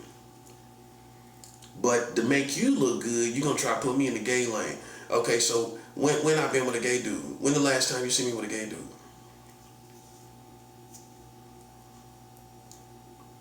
When the last time? When? Huh? That's what I'm talking about, buddy. So anytime you call me gay, like a little nigga in school, like a little nigga in high school, when the last time you seen me with a man? When the last time you see me smoke a cigarette? When the last time you see me smoke weed? Huh? When the last time you see me have sex with somebody? Next month will be a full year, and this is the longest I've been without sex in over 17 years. When the last time you see me have sex with somebody? Huh? When the last time? It's going on 17 years. This is the longest I've been without sex in 17 years. Okay? You see why I'm focused on sobriety and cleanliness right now? Because I'm hitting milestones in my personal life that my enemies don't even realize. I'm not focused on some little lame gang stalker. I'm focused on my sobriety. I haven't smoked weed in 2 years, almost 2 years. Next month will be 2 years. I haven't smoked cigarettes in 2 years. Next month will be 2 years for both. The same night, no more cigarettes, no more weed. Okay? I haven't had sex with a woman in almost a year. I'm doing great. That's why I'm not paying lame niggas no attention. You see what I'm saying? I'm focused on my sobriety. That's what a real man gonna be focused on. Stuff that people can't stop doing even if their life depended on it. They can't stop smoking cigarettes even if their life depended on it. And you think I'm worried about a punk next door? You see what I'm saying? I haven't smoked cigarettes in almost 2 years. You think you worried about suckers down the hall? I don't care about these people, man. That's what I'm saying. Now, if I was a loser, I would have nothing. Even though, you might make little mistakes here and there, you still, as a grown man, you still got to give yourself credit where credit is due. You know what I'm saying? You ain't smoking no cigarettes. I got money. So I ain't broke. I could at least go get me some cigarette or a beer if I wanted it. You know what I'm saying? I got money. Just in case you thought I was totally broke, I'm not. I'm not totally broke. I'm not broke enough where I can't go get me some cigarettes or some Black and Milds. Go get some Black and Milds or a beer. Man, listen, I used to live that life, man. I know what I'm talking about, man. I'm telling you, it's the white boy that can't see a real nigga. That's all I'm saying. That's all I'm saying, bro. I could be out here smoking Black and Miles and drinking a beer. I got enough money to get at least that, a couple Black and Miles. What, a beer is about what, 3 something? I can go get a Black and Miles about 3. I can go get me a 40 and about 3 Black and Miles. That's a good start for some people would say. But I ain't doing that. You know what I'm saying? I'm not doing that, you know? And I haven't smoked cigarettes and blacks or nothing in almost 2 years, and you think I care about a lame nigga next door? I don't, bro. That's what I'm saying. Now you see what I'm saying. A grown man gonna be focused on what? His sobriety. Yeah, man. I'm dead serious. That's all that's what, every time I think about it, I'm excited. I'm happy. I'm proud of myself. I don't care nothing about no random. That's a pastime, and they don't know no better. I told them they not relevant no more, man. They not relevant. They are not relevant. They are not relevant people. It's too much real stuff going on. Everything, man. Nobody don't care nothing about them niggas no more. That time is gone and they can't face it. It's like a person that can't face that they good time is, they golden age is gone. Like a famous person, you know, once your time is gone, it's gone. It's the same thing with all that gang stalking. They had their fun and the community was amused, but that time is gone. Nobody's amused. Nobody's really amused no more. I remember a time when I could tell people were amused. They're no longer amused. And you know I'm not. Okay, so that time is gone. Just like everything else. Time flies by. And here we are 10 some years later and nobody's amused by that stuff anymore. So, you know, it's just like, you realize, man, all the games people played, now nobody don't find that to be funny or humorous anymore. All of that stuff that they used to get kicks off of, you know, nobody don't find it funny anymore, bro. That time is gone. So now you're just playing yourself. You're spinning your wheels. You know, I'm sitting up here focusing on sobriety presently in 2026. You know, I ain't smoking no weed. I'm glad to say I ain't smoking no cigarettes more than anything. Them cigarettes, man, like all the cigarettes people smoke. Man, you just think you're, especially if you really, really smoke, you think you just hoping you don't get no kind of, you know, it's no kind of respiratory diseases or anything. You just hoping. While people might not have no STDs, man, you in danger of respiratory diseases from smoking cigarettes. It happens all the time. If you doubt it, go look up how many times people die from lung disease and respiratory infections from cigarettes. All the time. All the time. All the time, buddy. So when I'm not smoking as I used to smoke, and I was a real smoker, I smoke when I woke up, I smoke when I ate cigarettes, I smoke sometimes if I'm tipsy in the bathroom, I smoke on the toilet while I'm taking while I'm defecating. I smoked before I go to bed. I smoked after sex. I smoked watching a show, watching a movie. That's a smoker. I smoke walking down the street on my way back from where I came from. I smoked when I was drinking. I smoked when I was smoking weed. And you realize how much you smoking and you need to stop.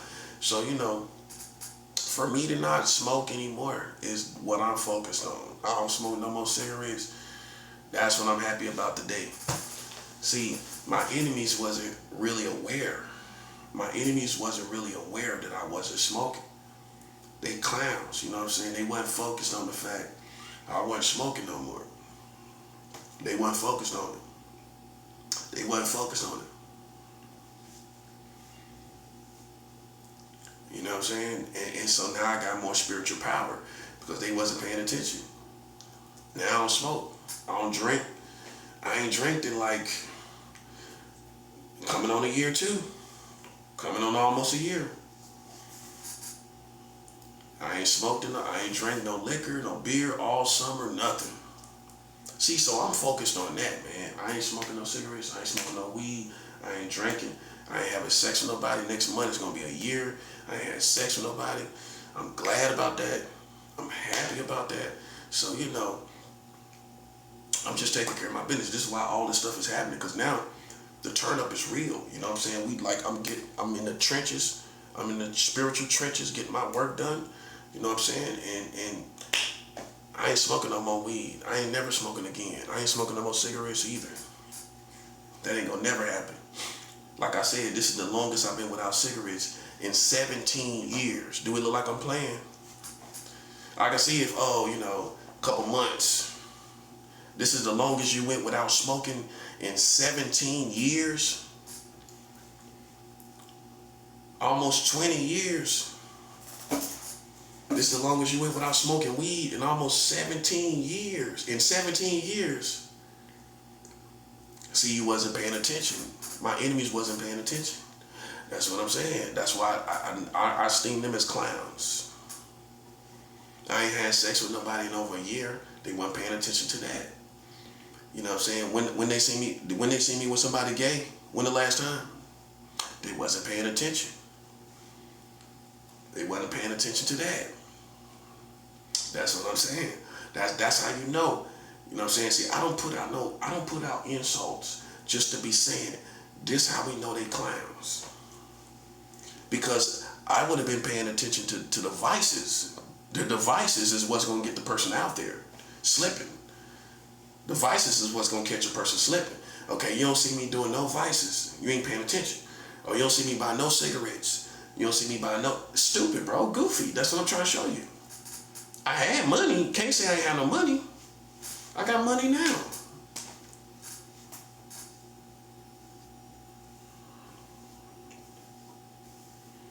On technicality of wanting to do something, I could do it if I wanted it.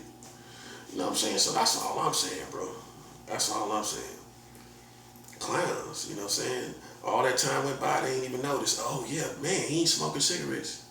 He ain't smoking weed. Oh, he ain't having sex with nobody.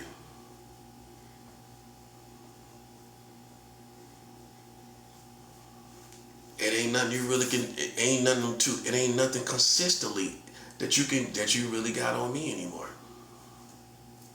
He ain't having sex with nobody. You can't talk about even a woman, a woman to drag you to hell too. Having sex with women and she ain't your wife, that put you in hell too, but not just homosexuality. You having sex with women, you can go to hell for that. Yeah, I ain't had sex with no woman in almost a whole year. Next month gonna be a whole year.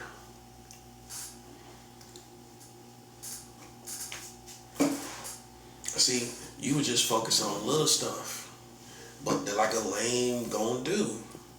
But you wasn't focused on, oh wow, he ain't had sex in a year. He ain't had sex in almost a year. Oh, he ain't smoked no cigarettes, and this is the longest he been without cigarettes in 2 years, almost 2 years. That's cigarettes. No cigarettes in almost 2 years. When can you say that? When can you say that about yourself? When you went 2 years. When you went 2 years without smoking weed. When you went 2 years without, you ain't been with no man or no woman. You ain't been with no woman in almost a year. You ain't been with no man. When the last time you seen me with a man? How long can you say, what's the longest time you've been without somebody? So see, I still got virtues intact that you didn't realize while you thought you was winning.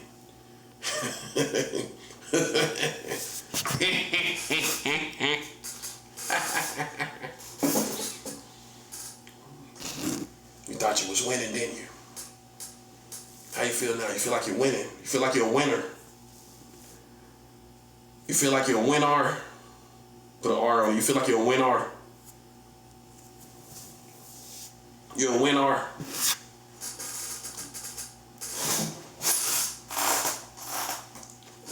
You wasn't paying attention, sucker. Because a sucker gonna think about stupid stuff. Well, that's it. That's the truth. A sucker ain't gonna think like a real one. A real nigga gonna say, oh yeah, he ain't smoking. Oh, he ain't smoking weed. Oh, he ain't smashing no females. A real one's mind gonna be on them things. Oh, he ain't with no gay dudes now. We ain't seen him. What they think about? Psychological games. How they can play around somebody. That's what I'm trying to show you. These clowns, bruh. But at the same time, what you see me doing? I ain't even having sex with no men, no women. Ain't smoking no weed. Ain't smoking no cigarettes. You lose. Stupid. Because guess what? Here's the punchline.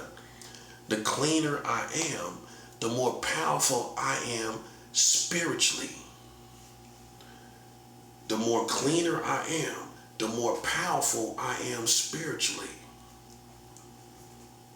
Oh, you didn't realize. That's why it's turned up. And that's the main reason. I wanted to be sober because I wanted the spiritual power to go to the next level. Now that's my spiritual power that God has put on my life is gone to the next level. Oh yeah. You can't say I'm smoking. You can't, no. Yeah. A client gonna talk about smoking and I'm not smoking. When the last time you seen me smoking?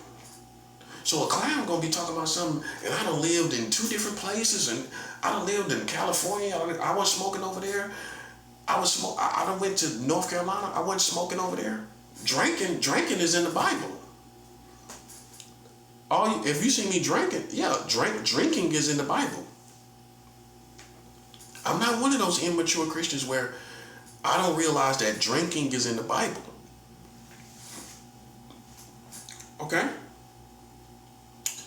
But when did you see me smoking? Never. You ain't seen me pick up 1 cigarette ever. No matter how tipsy I was, you ain't never seen me smoke 1 cigarette, ask for a cigarette. No, you ain't see that. You ain't see it. You ain't through Charlotte, you ain't see me smoking no cigarettes. Through California, you ain't see me not one time, not a spliff, not a weed, no cigarettes off the ground, nothing. I ain't had no lighter. How I smoke a cigarette without a lighter? Even if I was tipsy, how I light a cigarette? Man, come on, stop playing, bro. I ain't smoked no cigarettes. God knows that's the truth. God, Yahweh, Jesus Christ, the Messiah, knows that's the truth. I ain't smoked no cigarettes. I ain't smoked no weed. Listen, buddy. Listen, my spiritual power, you underestimated it, buddy. It's more powerful than ever before. I know. You see other little things, but listen, when you forgot about that, you know what you forgot about? My sobriety. My fool's tough sobriety that's tougher than a buffalo. I have not had no alcohol in almost a whole year. I ain't smoked no weed in almost 2 years. I ain't smoked no cigarettes in almost 2 years. Now, how does it apply? Is in this spiritual warfare, I'm more effective. That's what you have to worry about. See, that's how we know you wasn't no spiritual veteran. This is how we know you wasn't no spiritual veteran, buddy. Well, if you were so much of a veteran, then you would have knew you needed to keep me smoking, or you needed to keep me drinking, or you needed to keep me having sex and smoking weed. You didn't make that happen, did you? You lose, buddy. You a clown. You was focused on the wrong things.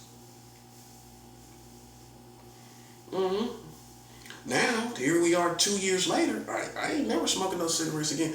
Now that I feel the freedom of being without cigarettes, and I ain't been without cigarettes this long in 17 years, I ain't smoked. This is the longest I've been without weed in 17 years.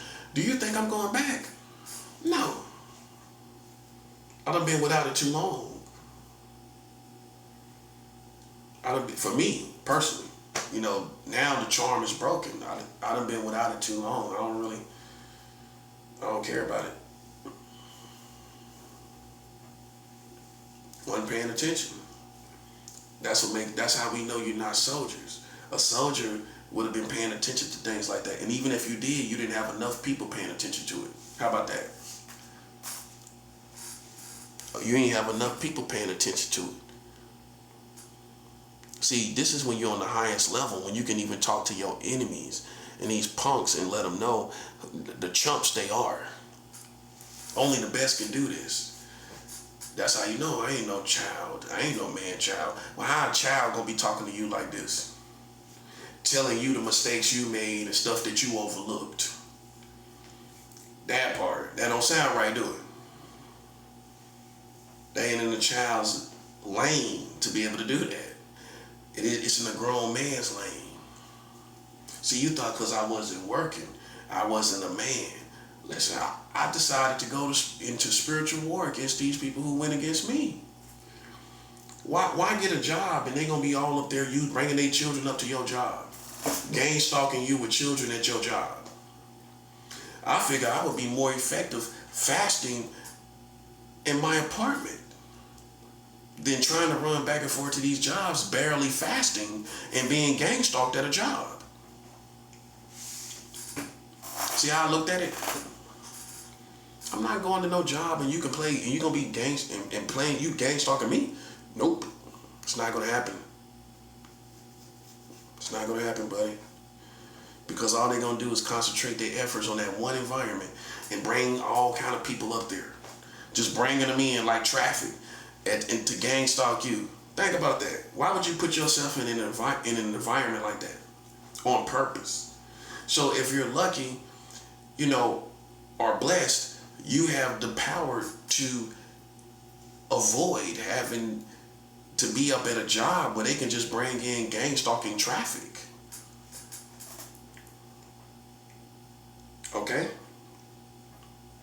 So with that being said, you know, this is what people need to look at. I handled my business.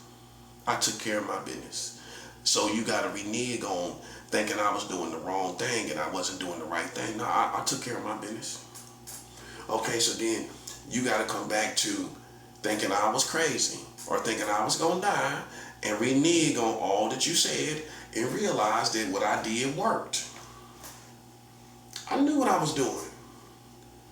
They didn't know what they was doing.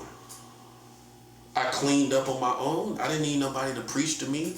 You know what I'm saying? I cleaned up on my own. I stopped drinking. I stopped smoking weed. You leave me alone long enough. That's what I'm gonna stop smoking weed. I'm gonna stop doing all that stuff.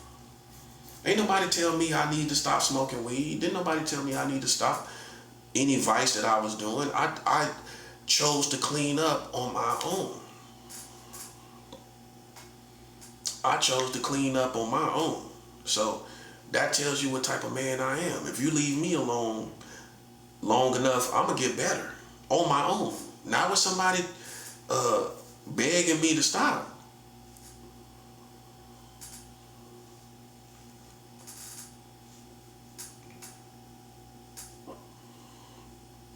Okay? So today, my greatest feat right now is not even these same kind of people playing games. Beating that now. It's my own personal sobriety. That's number one. I've been fighting spiritual war. I've been sending money all across the community and the world and everything, you know. I've been sending money to Egypt for over a year, off and on. So I've been sending money to Egypt. They didn't know about that because they wasn't taking nothing seriously. I can go back in time and show you I was sending money to Egypt. Yeah. I done sent money to Cairo, Egypt. Cairo, Egypt. So I done sent money to Cairo, Egypt. That's already done. That's been done. I did that over a year ago. Literally. It's been over a year ago since I sent money to Egypt. So I've been working with Egypt and everything. You know, they wasn't paying attention. I took full advantage of it. Now they paying attention. It's too late. You can pay attention now. It's too late. You think you had fun? We had fun because while you thought it was a game, listen, I was sending money to Egypt, everything. You wasn't even there paying attention. They wasn't really paying attention. I send money to Egypt, everything. Chilling, doing me, everything. Eating good, sending money to Egypt, everything. Those days are already done. See, the further you go back in my story, you'll realize I was chilling. And I was getting my job done, and they was stupid. That's why you can't respect them. I'm going to tell you more than anybody else can tell you. There is no reason to respect these people. They sat back and watched me do all of this and didn't take me seriously. They seen me do this for years. They knew I was doing this for years. Yeah. They knew I was doing this for years. Okay, so then what happened? I'm gonna tell you what happened. You didn't take me seriously. That's what happened. Just like you don't take me seriously now. Okay, and what you think I'm gonna do? As a soldier, I'm gonna take full advantage of it. I ain't gonna force you to believe in me. I ain't gonna force you to take me seriously. No, go ahead. Go ahead with your bad self. I'm gonna be right here doing what I gotta do. While you think whatever you think about me, look at the community. Look at everything has changed. That's all I'm talking about. That's it. That's all. I don't care nothing about what they talking about. I don't care how they feel. They can think I'm crazy, mental, whatever. But at the end of the day, I'm getting my job done. And that's all I care about. That's all I care about. You can think whatever you want. Long as I'm getting my job done, listen, buddy, listen. You can take all of that, what you think, and you know what you can do with it. Listen, you know what you can do with it. Okay, so all I'm saying to you, man, listen. You can go screw yourself with all that stuff that you think about me. You can go screw yourself with it. Okay? That's what you can do. You can go screw yourself with all the stuff you think about me. Because guess what? I'm getting my job done. Okay? I'm getting it done.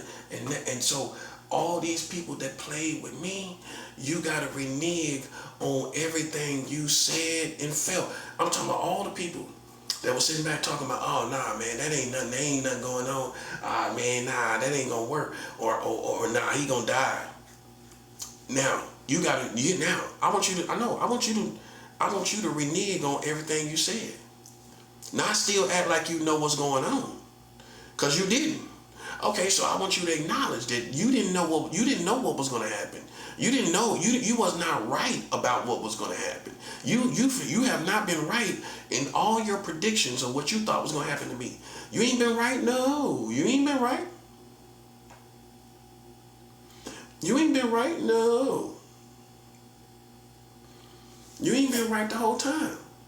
So all I'm trying to show you is I knew what I was doing. I knew what I was doing the whole time. So you got to renege on everything you was talking about. Oh, well, nah, that ain't going to all this and all that. Nah, that ain't going to work or whatever. It worked. And I would be further along if I had people that take me seriously. I know what I'm doing. What you doing? You sit back spectating and speculating, as spectators do. All it is spectating. That's all you're doing. That's all you're doing. Okay, I already told you what I need done. That's why I don't play with people that think they're on my side and you're not helping me. If you're not helping me, you're not, and listen, basically, if you're not following my objective, then me and you are not working together. There is no team. I'm the leader of my situation. I'm the leader, right? Okay, so because you the same people that didn't think nothing was going to happen. You the same people that sit back skeptical every single day of what's going to happen every day. I know what's going to happen. I proved it. I proved everything I said, right? The whole country has changed. This whole community is gone. You know what I'm saying? It's almost there. And all they trying to do is save face by showing you all this little stuff that Trump is doing. They trying to save face, man. That's all. They trying to save face. Mind you, President Maduro is still up here from Venezuela. He's still up here with his wife. They still got that to handle. That's next month. You're going to see that pop off next month. Now, who knows what's going to come all out of that? Who knows? All I know is, man, everything they doing, is just for show to try to save face. And you got to read between the lines. They're in their weak. They are at their weakest moment and point right now as Americans. We smell blood and we know it. And I don't care what they doing in the Middle East. They can easily go over there and send troops over here. You see what I'm saying? They're at their weakest moment. America gonna look like they doing something. And look, you know what I'm saying? They can easily look like they doing something. Read between the lines and look and feel the energy. Feel the energy in the air. These people are at their weakest moment. And I know it because I'm spiritual. I can feel that they're at their weakest moment. Okay? You can't hide it from a prophet. You can't hide it from me because I'm going to still feel it. And I'm going to know that I'm going to know exactly what I need to know. You thought it was me at my weakest moment. I'm not. I just showed you I'm not. Well, why I'm not drinking? Why I'm not smoking cigarettes and having sex and smoking weed? I'm at my weakest moment, but I ain't drinking and smoking weed and smoking cigarettes. I'm at my weakest moment though. Well, I wouldn't call it my weakest moment. When you look at it, when a man pays attention to the whole story,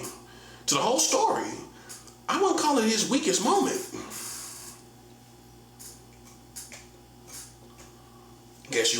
I guess you zeroed in on the wrong thing, sucker.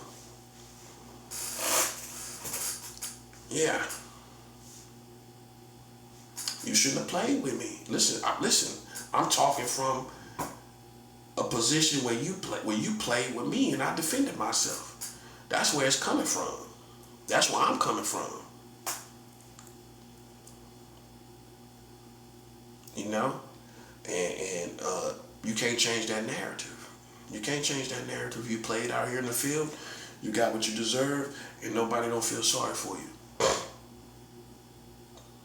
It's that simple. Now everybody feel like I feel. See? Now you wish you would have just let it go and let me do what I do. Now you wish you wouldn't have resisted, try to put people in my way and all this other little lame stuff y'all was doing. Now you wish you would have just let me do what I do.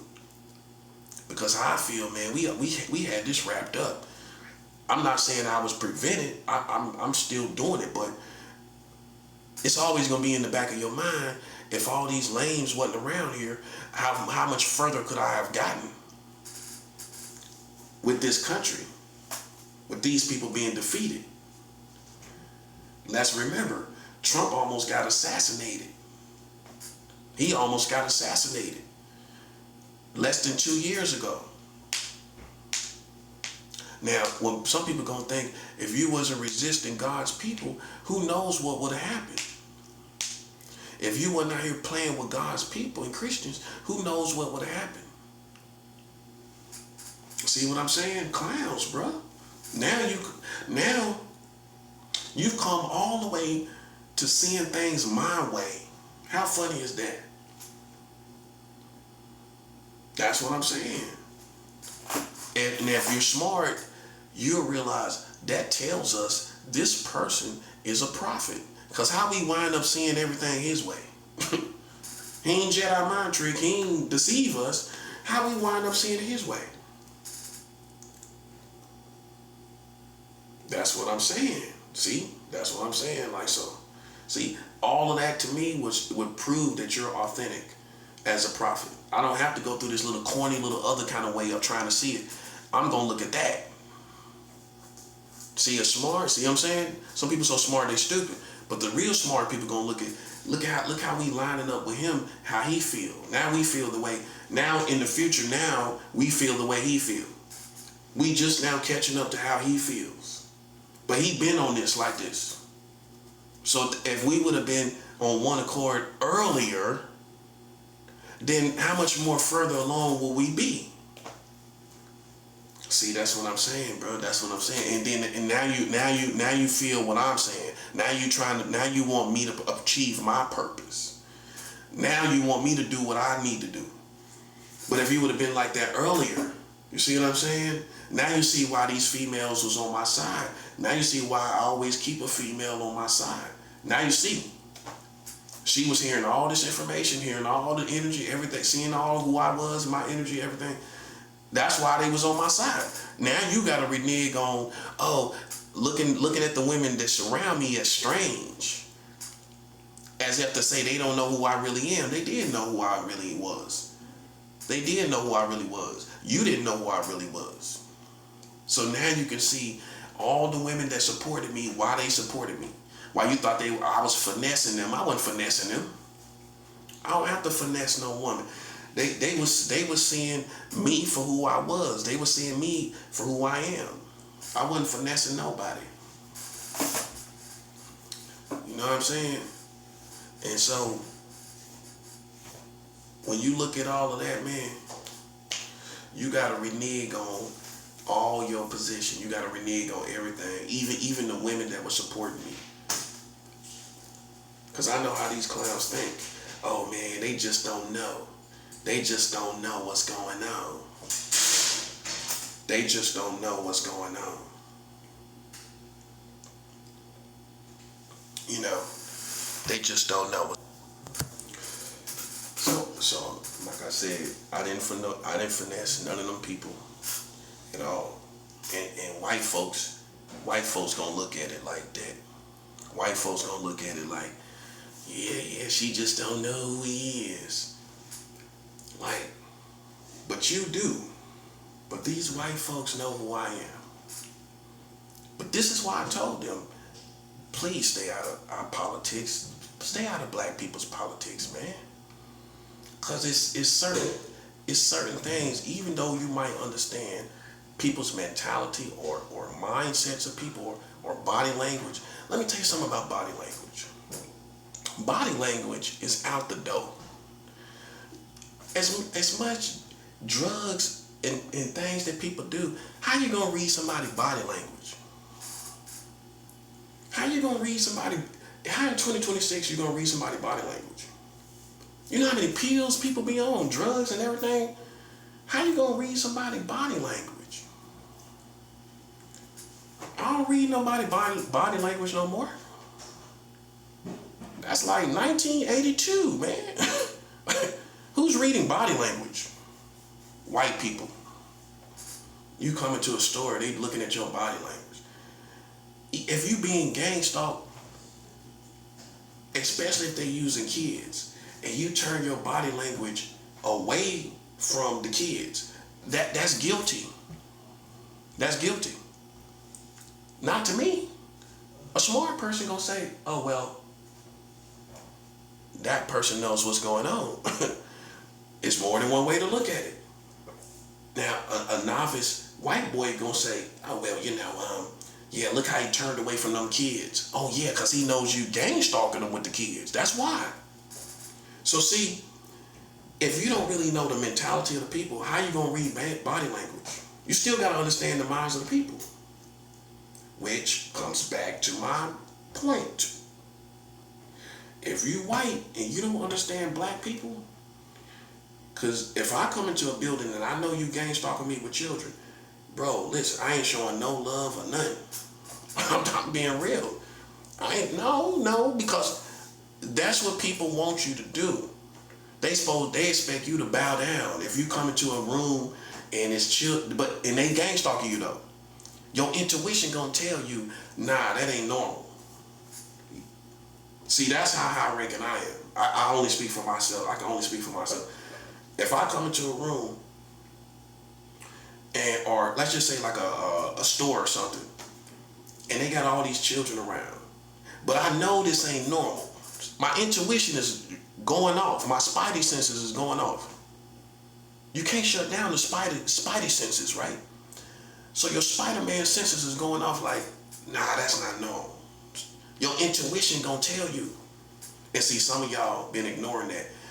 Cause it's children involved, but you've been ignoring that little funny feeling. Like, that's not normal. Nah, it ain't normal. They doing it on purpose. They putting them children in your path on purpose. And so I don't bow down. I don't show no love. I already know they doing it on purpose. Nope. And that's what they hated about me, cause I'm one of the only people that stepped through that stuff, and I showed no love. See, you get gang stalked and still be trying to show love to the children. I don't care.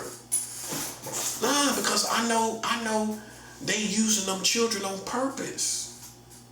So damned if you do, damned if you don't. If you show love, oh yeah, see, he was trying to interact with the children a little bit. They might say that. So look, I ain't showing no love.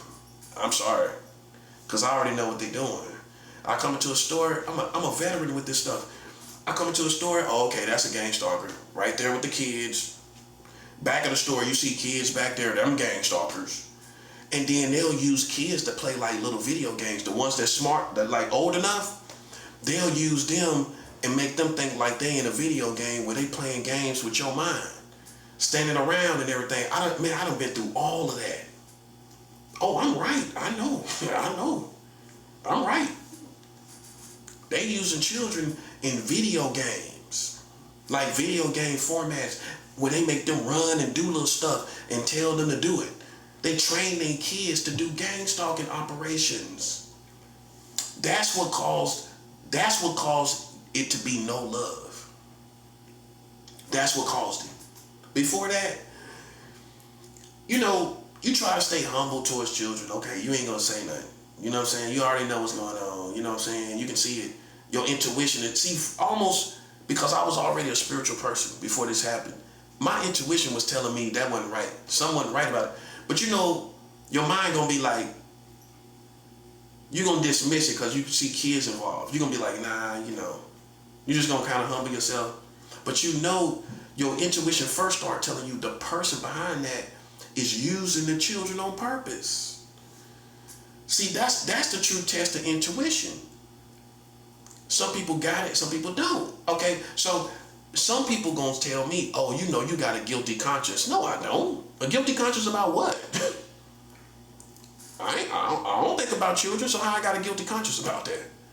No, my intuition is telling me, and I have real spiritual intuition, is telling me that's a game.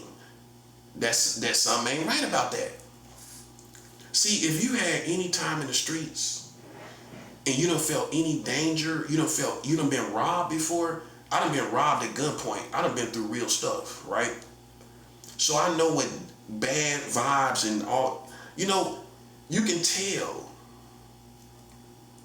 You can tell when you feel something ain't right. You can feel it, right? And you get good at it. Okay, nah, that ain't right. See, some people get good at it. And they trust that even rain, sun, or shine, because more times than not, I'm right. I know I'm right. I see them go in the store and use children, and the children be right there. And here's another one they'll do. They'll put a baby carriage. They'll put a baby carriage around you. A stroller. That's the word. They'll use a stroller, right? And be in the store with a stroller in front of you. But they trying to see if you're going to think something crazy. That's how sharp I am. They trying to see. They got our minds on a grid. All of us are on the grid, right? So no matter where you go, they got this grid watching us, right? That's a whole nother message. But they got your mind on the grid, right? Okay, so with your mind being on the grid,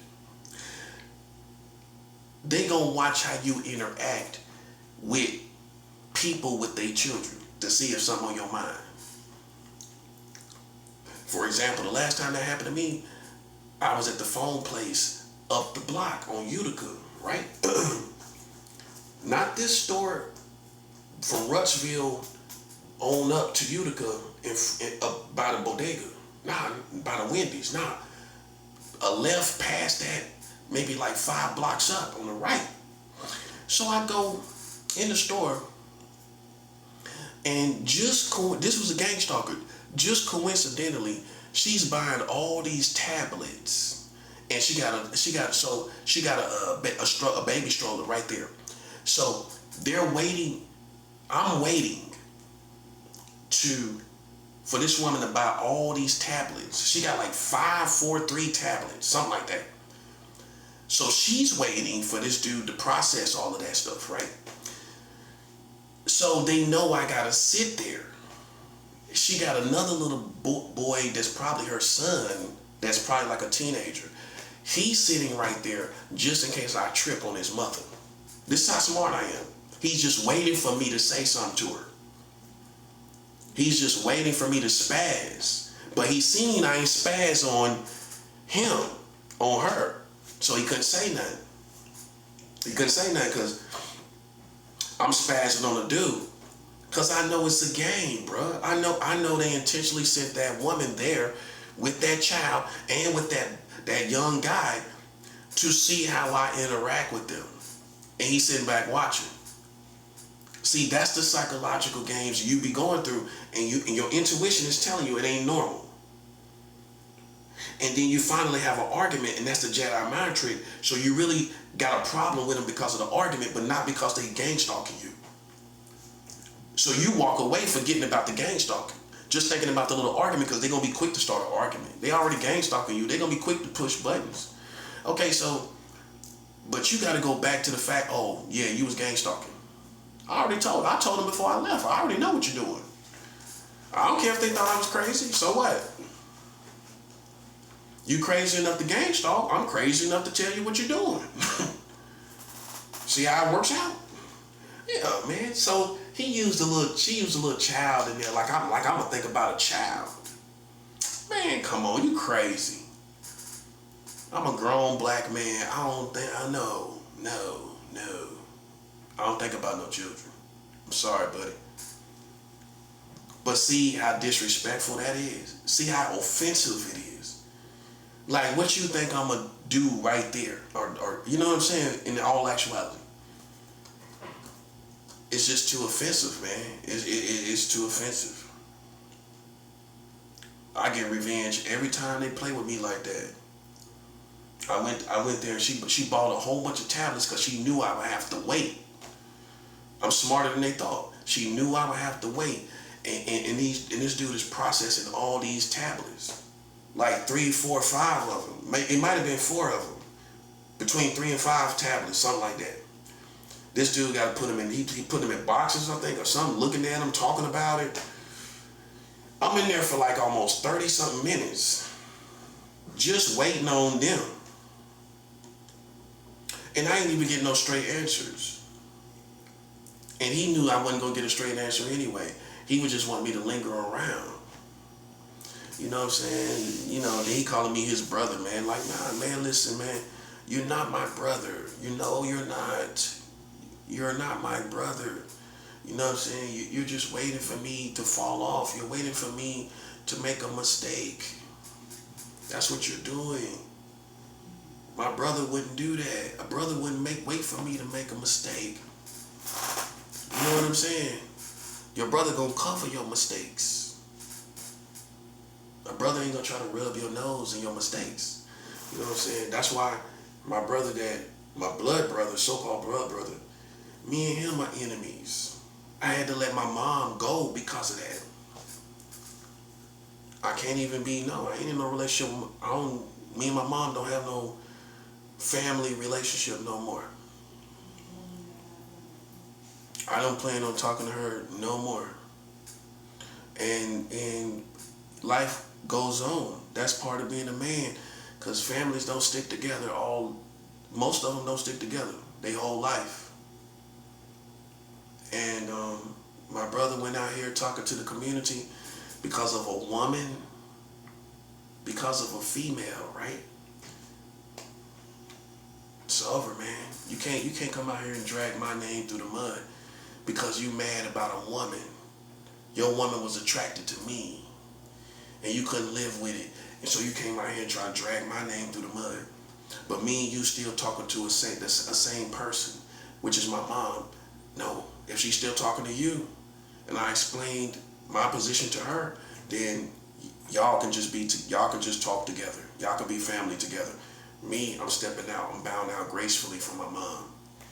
I gotta do that. I ain't talked to her in like going on 3 weeks. This will be 3 weeks. Sunday will be 3 weeks. So see, that's really what I'm going through. You know what I'm saying? I can't do it. I can't do that. Somebody put me through this much. Can you imagine somebody talking to somebody in my life talking to that person that put me through this much? No. That's a cartoon. That's a cartoon. I can't, I'm just a cartoon situation. I can't talk to somebody that is talking to that person that put me through this. And they talking about him and who he, and you know, and everything. Nah, that's how real this situation is. So I have to make my sacrifices. You know what I'm saying? For me, for my situation to be good as it needs to be good. You know what I'm saying? Because I don't want that person to live. I don't want him. No, I do not want him to live. I do. No, I don't. No, I don't. Because I realize you did all this for a woman. That's just unforgivable, man. That's the worst kind of sucker in the black community. Somebody to do this for a woman? A black man gonna have more self-respect. Like, ain't no way in the world you gonna have me out here for no female. It's too many of them. And you can find one that look just like the last one you had. Wear her hair the same and everything. Get her nails done just like her and everything. You know, it's just too many of them, man. It's too many of them. It's too many women to be tripping about a female. If anything, you should be glad. It shows you before you spent a lot of time with the person where their heart was at. Before you invested all this time and money. You didn't really invest a lot of time and money. You should have been glad about it. Because the same thing would have happened with somebody else. If she was attracted to me, then she ultimately, you couldn't take her nowhere. You can't take a woman like that nowhere. Which means as soon as you would have got successful and she got around some of your friends that got some money and they look good, they smell good, they doing good, she gonna be attracted to them. She gonna be attracted to the other people that you get in your life. That's what a real man realizes. She ultimately, she would have been attracted to somebody else. So I'm glad it happened now. Before I spent all this money and had all this time with you, I'm glad it happened now. So I can get rid of you. He didn't look at it that way. He got mad and took it in his ego like a little boy. You know, when you should have just said, yo, this tells me everything I need to know about you. And I'm moving on. I'm moving on. You know what I'm saying? I'm moving on. And that's what real men do. We constantly do that. We constantly move on. If you ain't never moved on from a female and you kind of you got a normal American story here in America, an average story, I would say, then you know how it is to move on from these females. You move on. Life goes on and you move on. One of my women still emailing me just a couple days ago. But see, that's how it is. When you're a good man, they gonna be still emailing you. They gonna be still trying to contact you. That tells you everything you need to know. It tells you the context of the whole situation. You ain't deceptive. You ain't trying to talk to that person yourself. Okay, they coming to you, right? Okay. I wasn't trying to contact her myself. I'm just saying, I ain't trying to be funny, but I'm just saying, she contact me, you know, that tells you everything you need to know. How she felt about me, and she was the one there, right? Okay, so she knows the full context of everything. And if she contacted me, that tells you what type of man I am. Okay, ain't no deception. It ain't the sex. Nope. Because if you felt, no matter how good the sex is, if you really felt really, really wronged, it don't matter how good the sex is. But you know you made mistakes too. You know what I'm saying? So you gonna balance it out. You know you did stuff too. And that's why you keep contacting that person, because you know they wasn't as bad as people esteemed them as, or everything like that. It wasn't as bad as it sounded or seemed, because you played your position too. You did things just as bad, if not worse. See, that's the struggle of real relationships. So I had to cut off my mom still talking to this person. Still talking to that person, her son, So,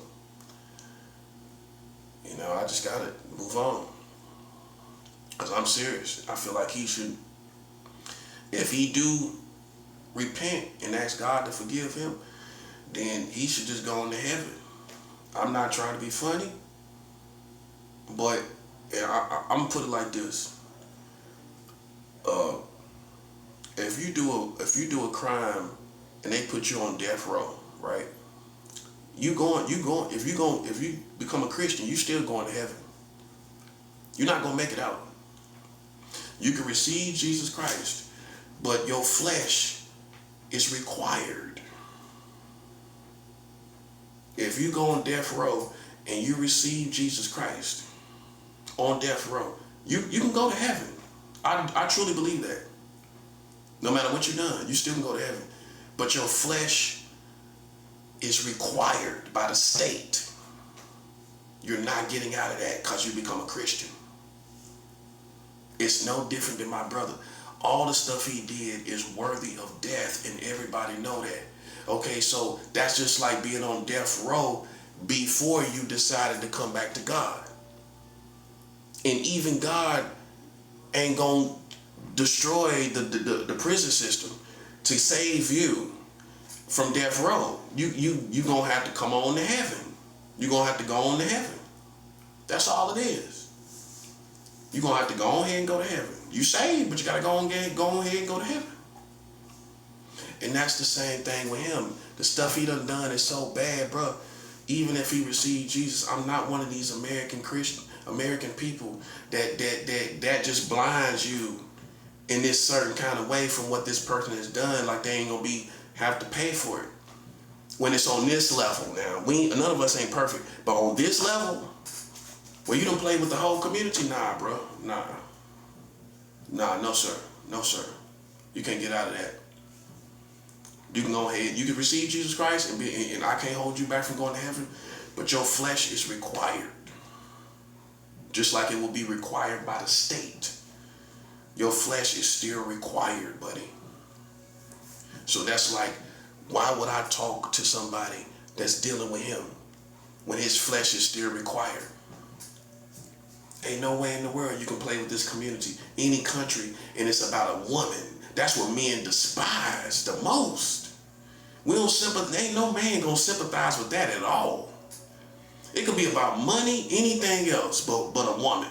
A woman, no. And especially if it's her fault. It's her fault.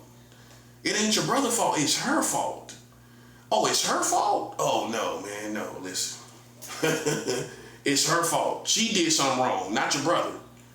She did something wrong, but you came out here against him, but she the one did something wrong. Nah, I'm sorry, bro. I'm sorry, buddy, you gotta pay the piper. Your flesh is required. That's how I put it. I tell any preacher, I did tell a preacher one time. I had a preacher that talked to me in Florida when I was in Florida, right? So this preacher gave me $5. And me and him started talking, right? So I told him about my brother and everything that he did. And I was telling him, I said, look, man, I want him dead. He should be dead. And I hope God take him or whatever. I said something to that degree. And the preacher, this is a white man preacher down in Florida. Down in Florida, bro. He told me, well, maybe hopefully he ain't got to work out like that. That's all he could say. But I told the preacher how I felt. I done told the preacher about this, buddy. You know what I'm saying? So this ain't some dark secret type of thing that I'm hiding. No. That I can't face a preacher and tell this preacher the same information. You can't come out here to the community and see it's for so many people that actually believe this as it is, that he the one that caused all of this. It's not a lot of people that's gonna believe that. Only the people that really know the politics is gonna believe it.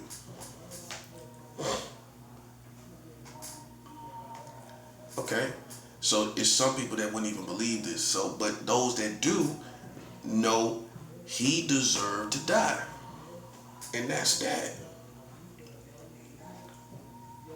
Okay? But it's all in what you believe. If you don't believe he really was the catalyst for all of this and he made all of this happen, listen, man, I don't know what to say. I don't know what to say, man. You know what I'm saying? Like, but if you do believe that he was the reason why all this happened, he gotta listen. His flesh is required, bro. He can be a good person. He could even become a Christian, but his flesh is required. That's proper judgment. That's proper judgment. It can't be street judgment. See, you got street justice and street judgment. Street judgment might just say, well, you know, those are two brothers, they should work it out. Ain't no working it out. It ain't no working it out. Too much has been done. It's no working it out. Not on no brotherhood, not on nothing. That's proper judgment. Not all that black bro, soul brother stuff that we supposed to work it out. No, nah. We ain't working nothing out. It's way past that. Too much has been done because of that. Okay? Too much has been done because of that.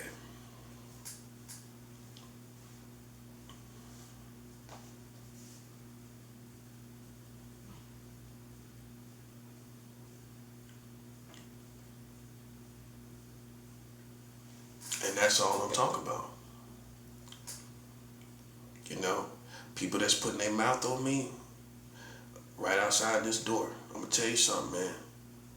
You're a rat to me. Whoever that is out there, wherever you come from, you don't think I hear you, and I do. I'm gonna tell you something.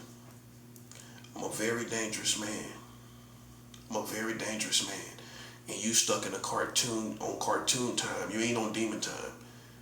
You ain't seen demon time. Okay?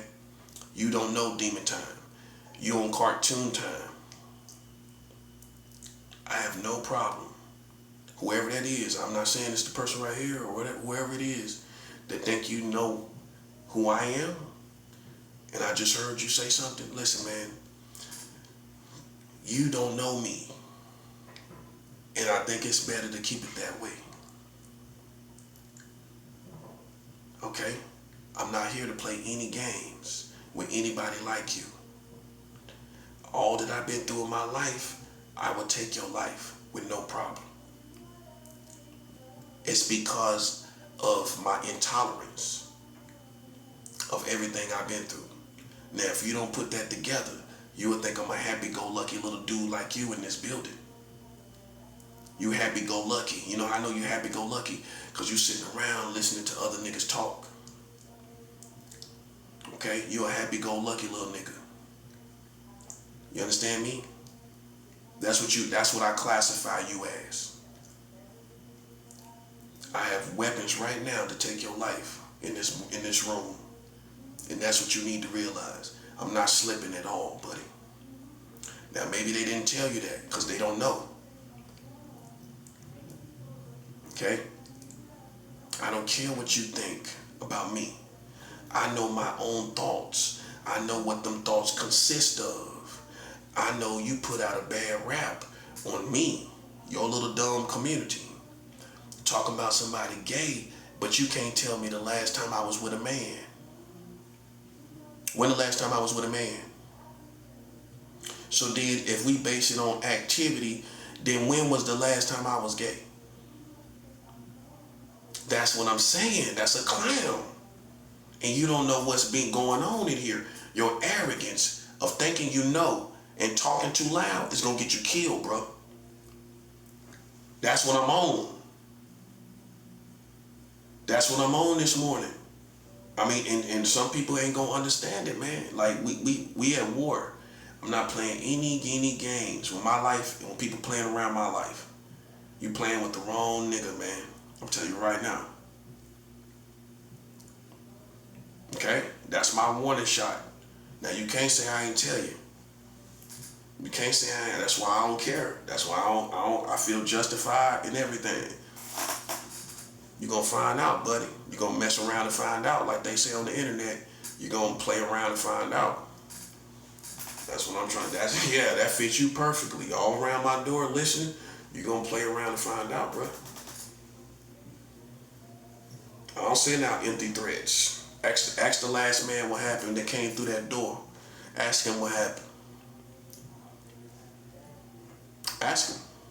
That's how confident I am. I already made a reputation in this building that many people might not realize, or maybe they didn't think about it. Last person came through this door, he got weapons pulled on him, man. He backed up out the door. He was bold enough to break through the door and put his hand through the door and unlock the door. As soon as he came in, I had weapons. He backed up. In less than 30 seconds, he was backed up out the door. That's all I'm talking about, man. That's all I'm talking about. No games being played. Okay, so I already proved myself in this building. I think you playing me a little too close for my kind of reputation. Yeah, maybe you need to go find out. You need to go get word of mouth, buddy. You know, you go talk to them people downstairs. I'm pretty sure they know. I ain't no play toy, buddy. And ain't no way you gonna make me a play toy. Don't get me started, man. That's all I'm saying. Don't get me started this morning, man. Stay out my lane, buddy. That's what I'm trying to show you. You can't see me. I can see you. You can't see me. Well, you wouldn't be wrong as you are. I'm heterosexual all the way down to the bone, buddy.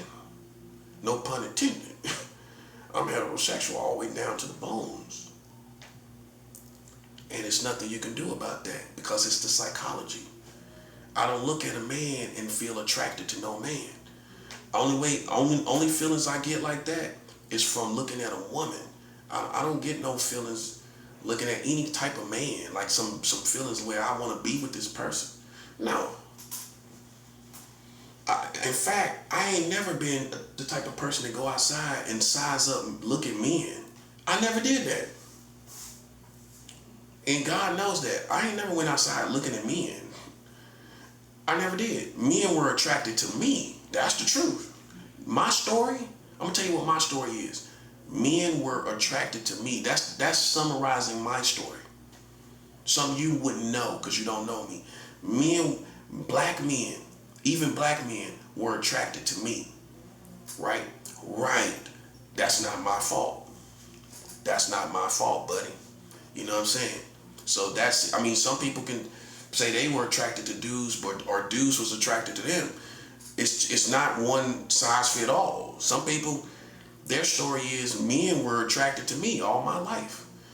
You know what I'm saying? It wasn't that I was attracted to men. They were attracted to me.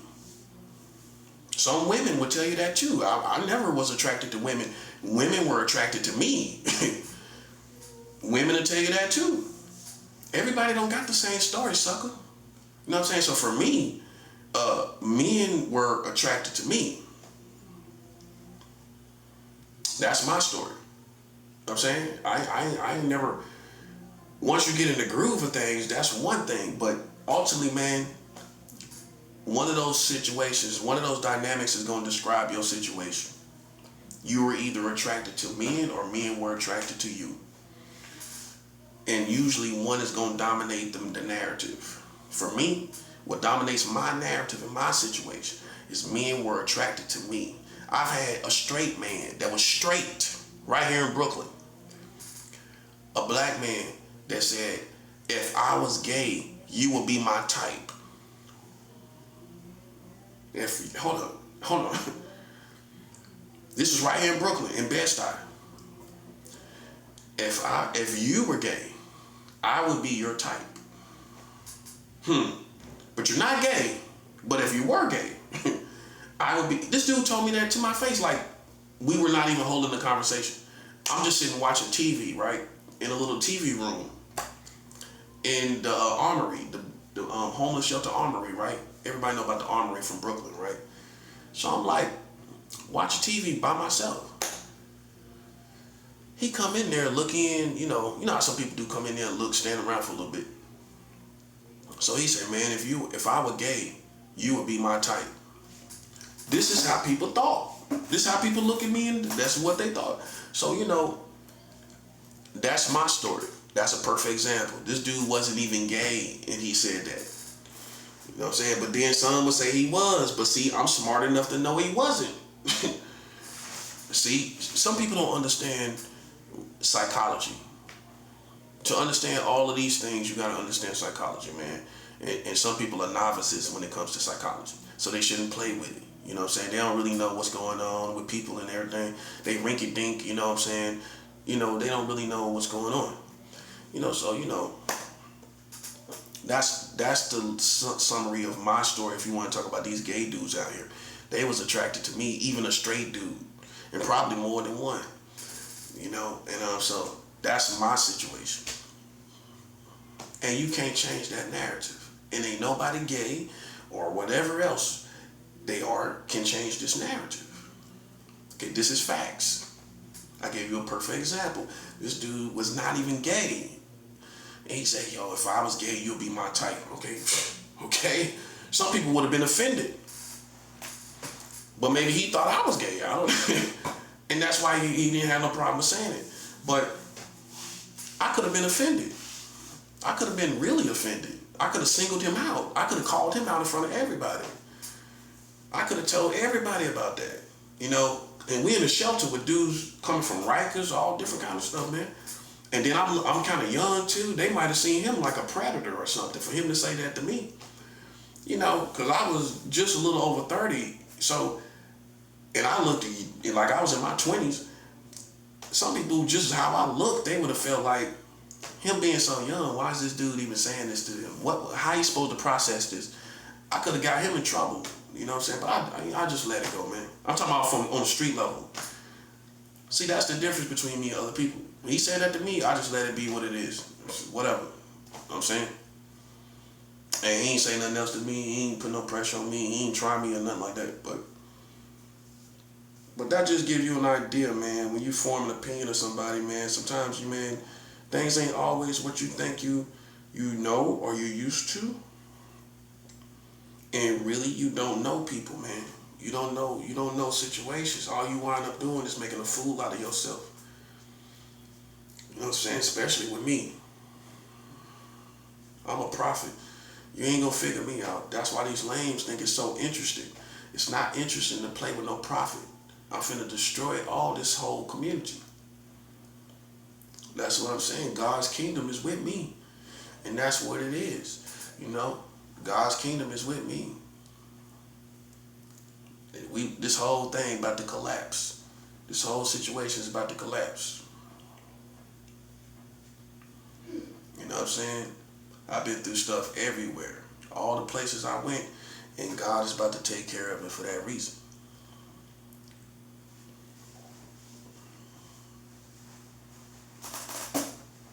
Okay? I'm not your plaything, bro. That's what I keep trying to tell people. Keep trying to tell them.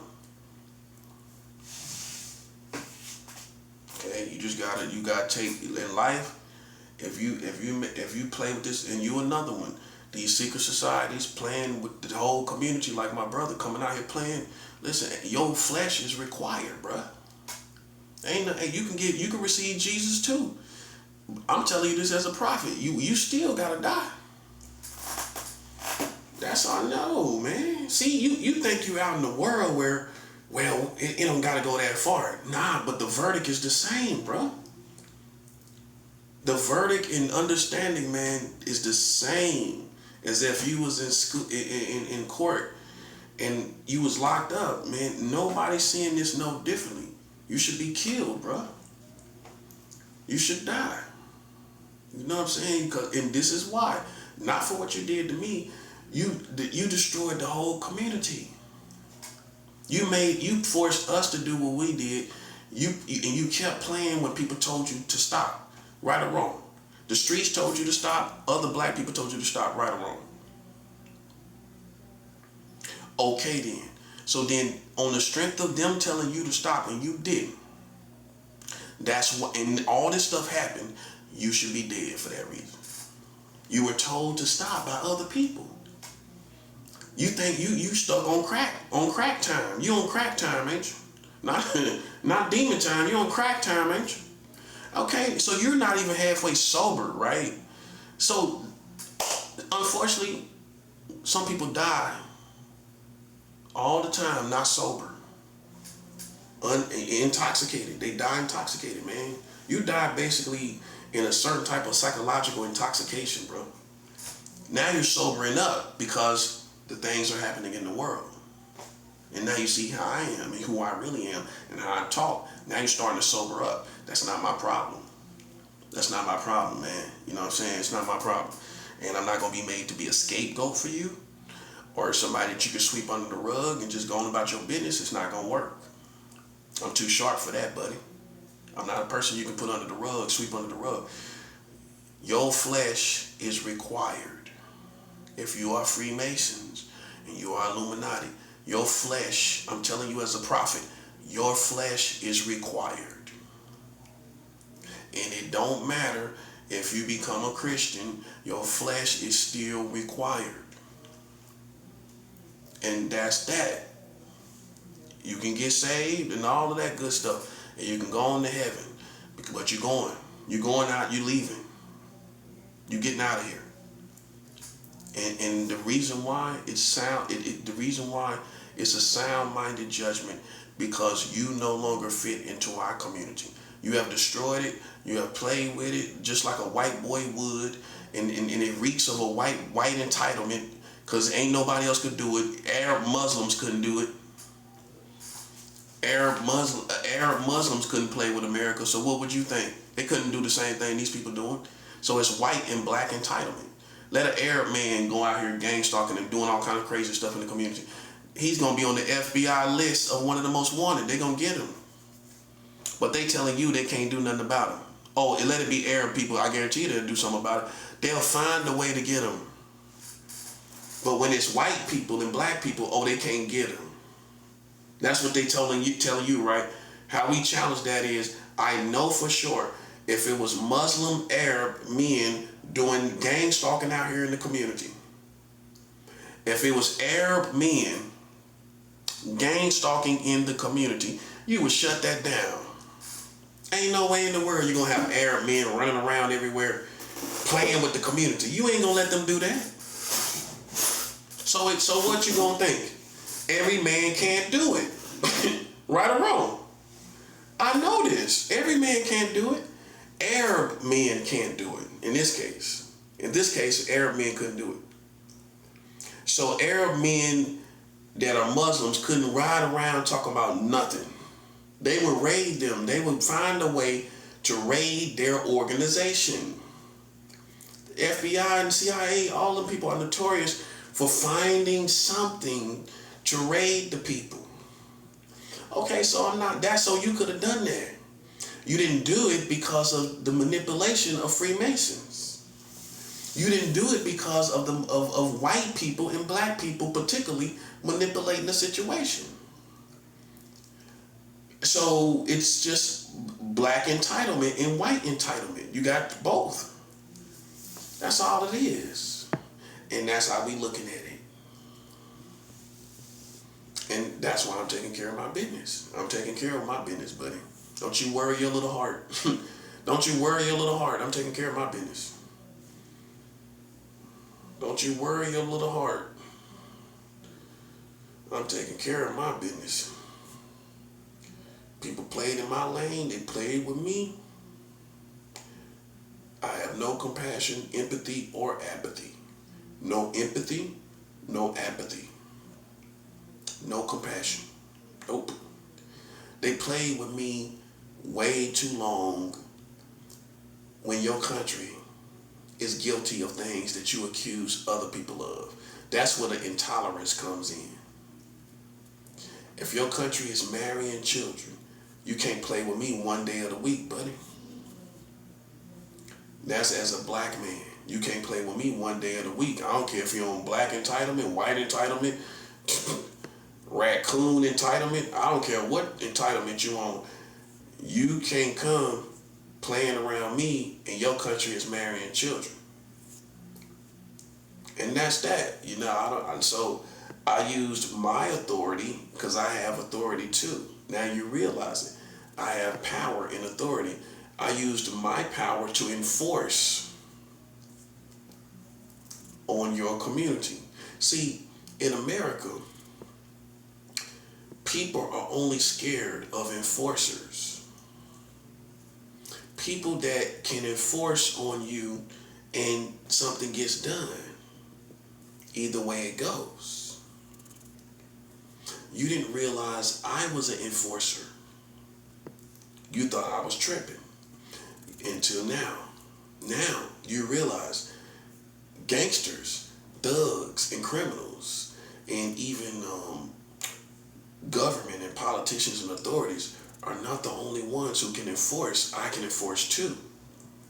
See, as a prophet, I can enforce on your community. And now you realize it, don't you? You playing with somebody that can enforce on your community. And see, a spiritual enforcer can do things by the authority that God gave him or her that God did not say he was going to do. He chose to do it because of them asking him to do it. It's the authority. See, that's the real king. This is the real kingdom of God, where he actually gives people power. God gives people power, just like any kingdom. It's not one person that has the power. It's a whole chain of command where it's power up and down that chain of command, right?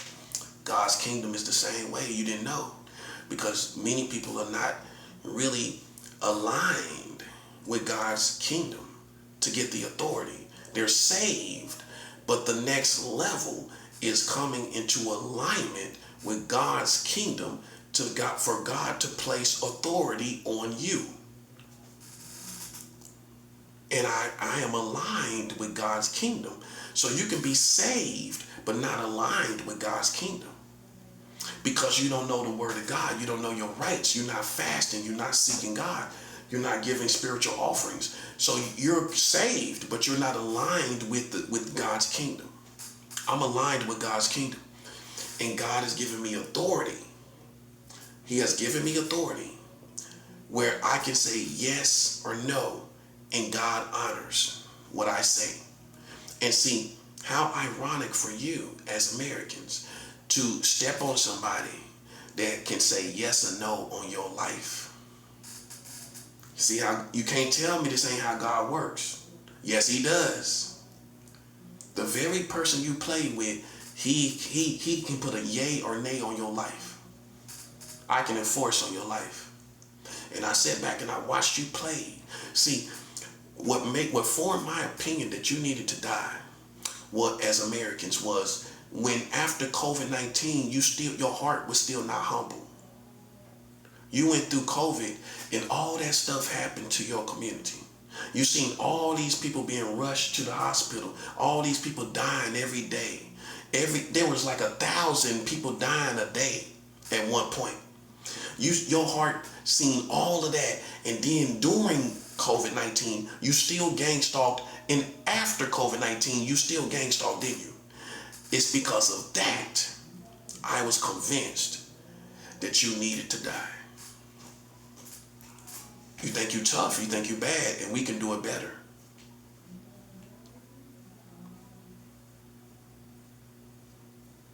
We can do it way better. Everything you think you are, you think you tough, we can be tough way better than you. And I'm just the right person that can show you that. Because I ain't got no religion on me. I keep it on me. I keep my weapons on me. Whatever you think my sexuality is, if you kind of cuckoo, and you still thinking about my sexuality, even though I ain't had sex with somebody at all in almost a year, I ain't had sex with nobody, and you still kind of cuckoo, okay, I keep weapons for that. I keep weapons for people like you. Just for you. You're just the type You're compatible with my weapons. You and my weapons got compatibility going on. Y'all compatible.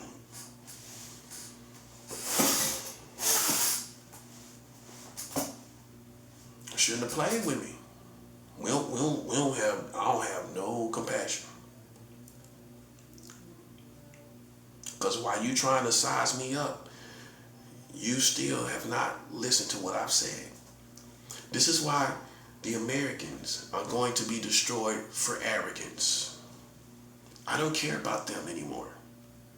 Okay, I care about God's kingdom. They have disrespected God's kingdom and ain't no way out of it.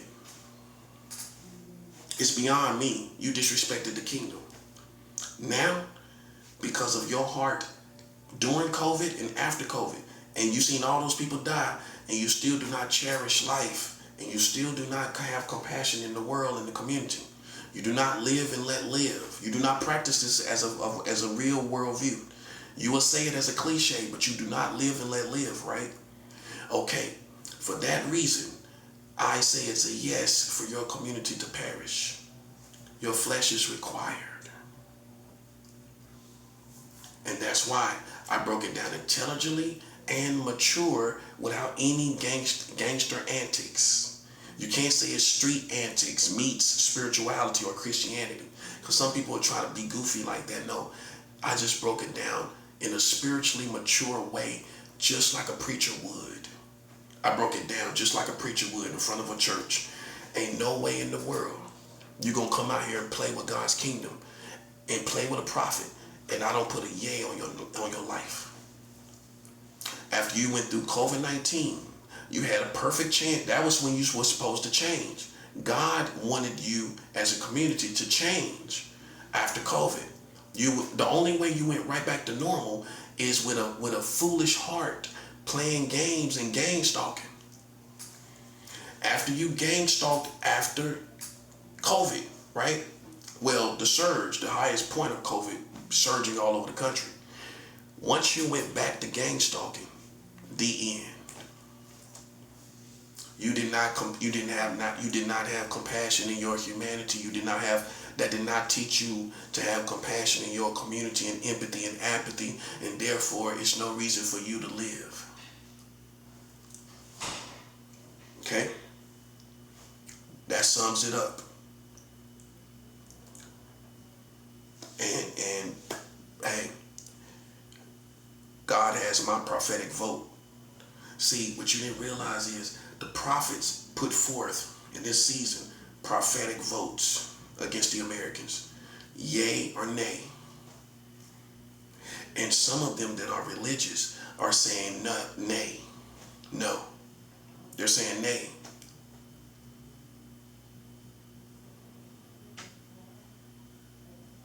I say yes. Because your mentality is gone as a country anyway. You're not going to, listen, let's not fool ourselves here. These Americans are not going to become no better. These black people are not going to become no better. Let's not fool ourselves here. We can talk about all the pro-black crap you want to talk about. And I know for sure they're not going to change. And we can sit up and act like, well, we don't know the future, but you can pretty much put a good estimate on the situation, can't you? Well, you see this mentality out here, don't you? You see how these people think. You see how they're killing each other. You see how they're selling drugs. That's not stopping. Okay, and this crazy mentality is not stopping. Okay, so you can talk about it going down a little bit. That's not efficient. That's not sufficient. It's your mentality has not changed. The only thing it is people scared of ICE and people trying to get out the way. Right now, that's all. They out the way because of Trump and other things in the streets. That's the only reason. The mentality is still there to kill each other, man. That's all we talking about. They still trying to kill each other. They got the mentality to kill each other. Once the mentality of the people is gone, I don't care how it looks and you talk about murder is down and killing is down. I don't care about that. Because I'm smart enough to know as a black man, they have not changed. They still killing. You can find children getting killed every single year. Every year you can see a child get killed in the worst way. Last year it was a little girl that just turned 6 years old. She was killed after her 6-year-old her sixth birthday. Her birthday was the day before she died. She died the day before after her birthday because of her father's lifestyle and how he was living. Other black men took her life. And because of that, I don't care nothing about no pro-black stuff you talking about as a prophet. Cause it's just fluff. It's just cliche almost. It's nothing. We looking at all these people being killed. Keep in mind, my brother got murdered. My stepbrother got murdered almost two years ago. Not even 2 years ago. From a home invasion in my city. My stepbrother that got some of my blood is dead. He got murdered. Somebody kicked in his door and killed him. So you're talking to someone that has lost someone that was close to them growing up, and he lost them. We lost that person in our family. My dad lost his son to ignorant black people kicking in my brother's door, and he wasn't no threat to nobody. They killed him. He was murdered. So you need to talk to people that, and just like I said, this was less than 2 years ago. So this is current basically. You need to talk to black people that lost black family at the hands of black people. And you will find that we're not all on that pro-black stuff. All the people that have lost their family to these niggas do not care about all this pro-black stuff. We don't care nothing about it. Okay, because it's almost cliche, it's irrelevant to our lives. Our lives are affected by the opposite. Ignorant black people out here killing each other, killing our family. Have you lost a black family member to black people? Then you really don't know. You really haven't thought about this. How cliche it is for people to be talking about pro-black when you done lost your family to this stuff. So you can't say I'm not one of those families that my stepbrother got killed, murdered, dead and gone. Can't get him back. Family affected forever. So see, it's just different types of black people, I guess you could say. Black people that's out there in the streets, many of them have not lost no family. Some of them have, some of them have not. Okay? Some of those who have lost people in the streets, listen, man, they not all for all this black stuff no more. It's the last days, man. We don't care nothing about that. Okay? You go with those white folks over there. They ain't losing no family to black people. And that's why they can sit over there and talk like that. They ain't lost no family to black people. They ain't went through nothing with no black people. Don't mention our own situations with black people. They ain't got none. They ain't got no issues with black people. They ain't been through nothing with black people. So it's easy for them to sit over there and talk the way they do. That's how I see it. It's easy for them to sit over there and form this old clean, sterile, perfect perspective about black people. You know what I'm saying? Come over here and live it. Come over here and live over here. Yeah, come over here and live with these niggas. And then tell me how you feel about them. And some of you black people that's in the suburbs, you another one. You ain't never been in the hood. Okay, so it's easy for you to grow your kids up pro-black and put them in programs and talk about y'all pro-black. Okay, but you ain't never really lived in the hood. So you ain't never really been a victim to nothing that black people do. You ain't never been a victim to nothing they do. You ain't never been robbed. You ain't never been robbed at gunpoint. I have. You ever been robbed by a black man at gunpoint? I have. From the time I was a child, I was robbed as a child at gunpoint from a black man. Okay? You ain't went through nothing with black people. The ones that talking about they pro-black, I guarantee you go look through their life. They ain't went through a lot with no black people. Them to be the main ones. The rest of us kind of like, well, you know what I'm saying? I ain't taking nothing off nobody. That's how you thinking today. That's how I'm thinking today. It's that, and see, we live in the real last days of the world. These other people are cliche and religious, man. They don't live in the real world we live in. No. They eat. You know, even some of these Christians can sit back, you know, and say all this good stuff about black people because your life ain't been affected. You ain't been affected because you back and forth to church. You out the way. You know, you also can be kind of cliche and just say all the right stuff because you ain't really affected by this stuff that go on out here. Now lose a couple family members from black people. Go through something yourself with black people.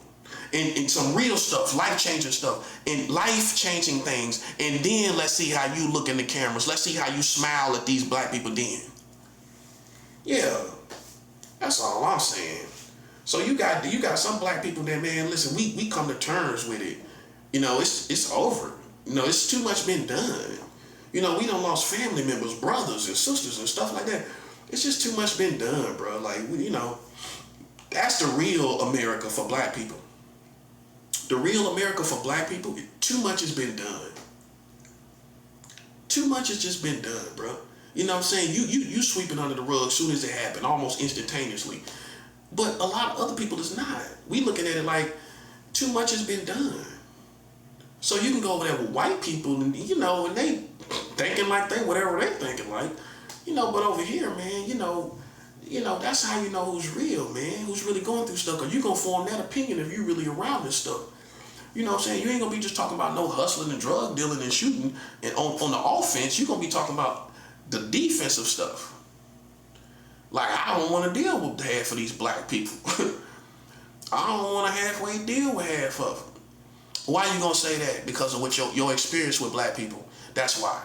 And it's easy to sit back when your personal experience is not that, you know, you don't have all these experiences with black people, and your experience with them is not that bad. But let's go talk to people that got a bad experience with black people. Let's go talk to the people that got a bad experience with all these black people. Let's see how they feel. It's easy to go talk to somebody who got this great experience with black people. Yeah, it's easy to talk to them. Let's go talk to these black people that got a real bad experience with black people. Because we all don't got the same experience with black people, you know. Some people ain't been through nothing. For whatever reason, they just didn't. They stayed in bad neighborhoods. They ain't never get robbed. They ain't never have no home invasions. They ain't never get their house broken into. For whatever reason. I mean, you know. But there are those of us who went through it all. And I'm not saying I'm necessarily one that went through it all, but there are people that went through all you could think about with black people. Everything. Now go talk to them. Is what I'm saying. Go talk to people that done been through something with these niggas. Now, you're going to get the real feelings. You're going to get the real feelings of what's going on here. Long as you keep talking to these other people, man, you playing yourself talking to them black folks that ain't been through nothing with niggas. You playing yourself. So what they going to tell you? Nothing. It's easy for them to sit back in the hood, in the suburbs, and talk about what we should do for black people. You know what I'm saying? And people like us gonna tell you it's no hope. It's over. That's what we gonna tell you. Too much has been done. That's why. Too much has been done, bro. Too much has been done. And then you wind up playing with the prophet. That's the icing on the cake, buddy. Boom. All that killing, then you still play with God's people. It's over with, man. That's it. There ain't nothing else to talk about. And see, I look at it just like that. All this killing, all these killing children, and all this killing people, and you play with God's people, it's over, man. That's for black people. That's them on their own. They kill black people, kill children, and they play with God's people. It's over. That's it. That's all. It ain't my fault. Is it my fault? Okay, no, it's yours. It's your fault. And we ain't gonna act like it's the white man's fault either. Because the real truth about slavery is black African chiefs sold us into slavery. The white man didn't sell us into slavery. Go check your history, buddy. Black Africans sold other Africans into slavery to the white man.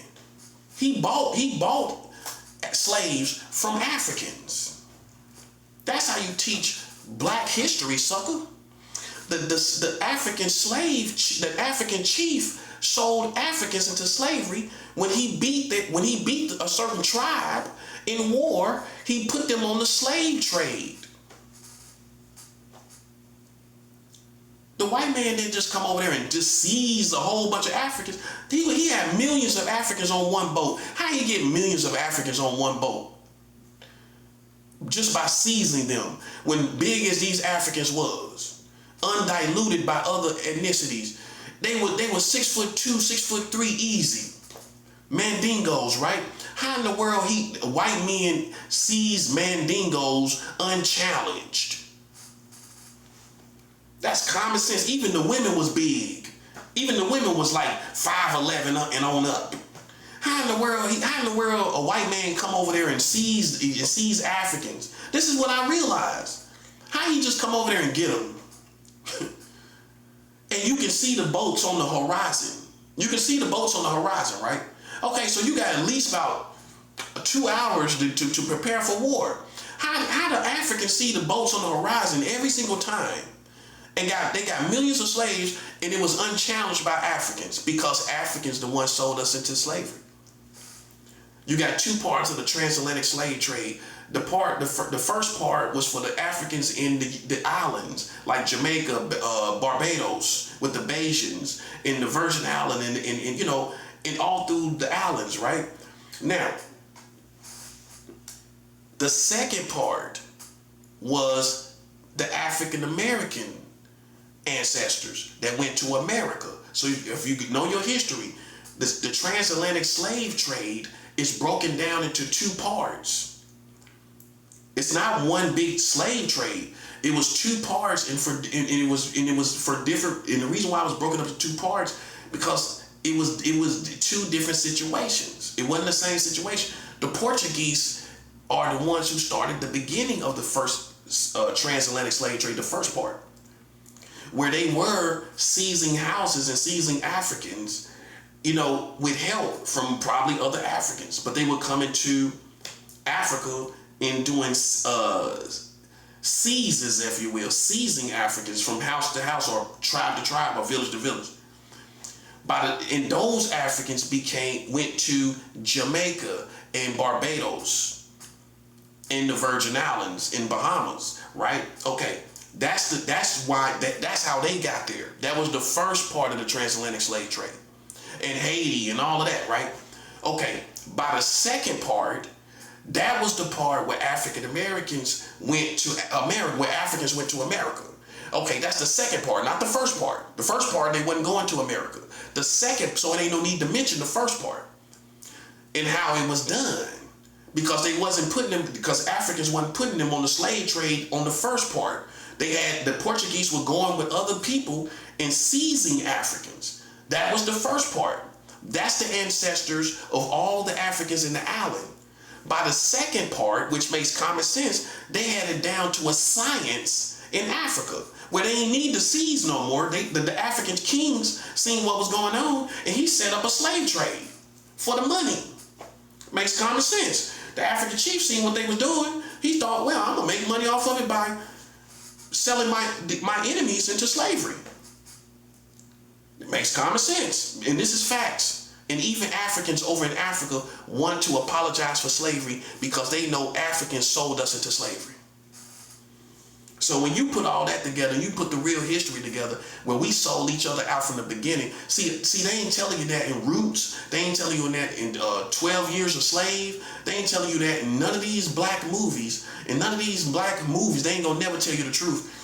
Because it paints the right, listen, it takes away the narrative that the white man is the one that went over there and did all of this stuff. But common sense gonna tell you, how he gonna go on their land, militarily speaking, how's he gonna go to their land and just get them?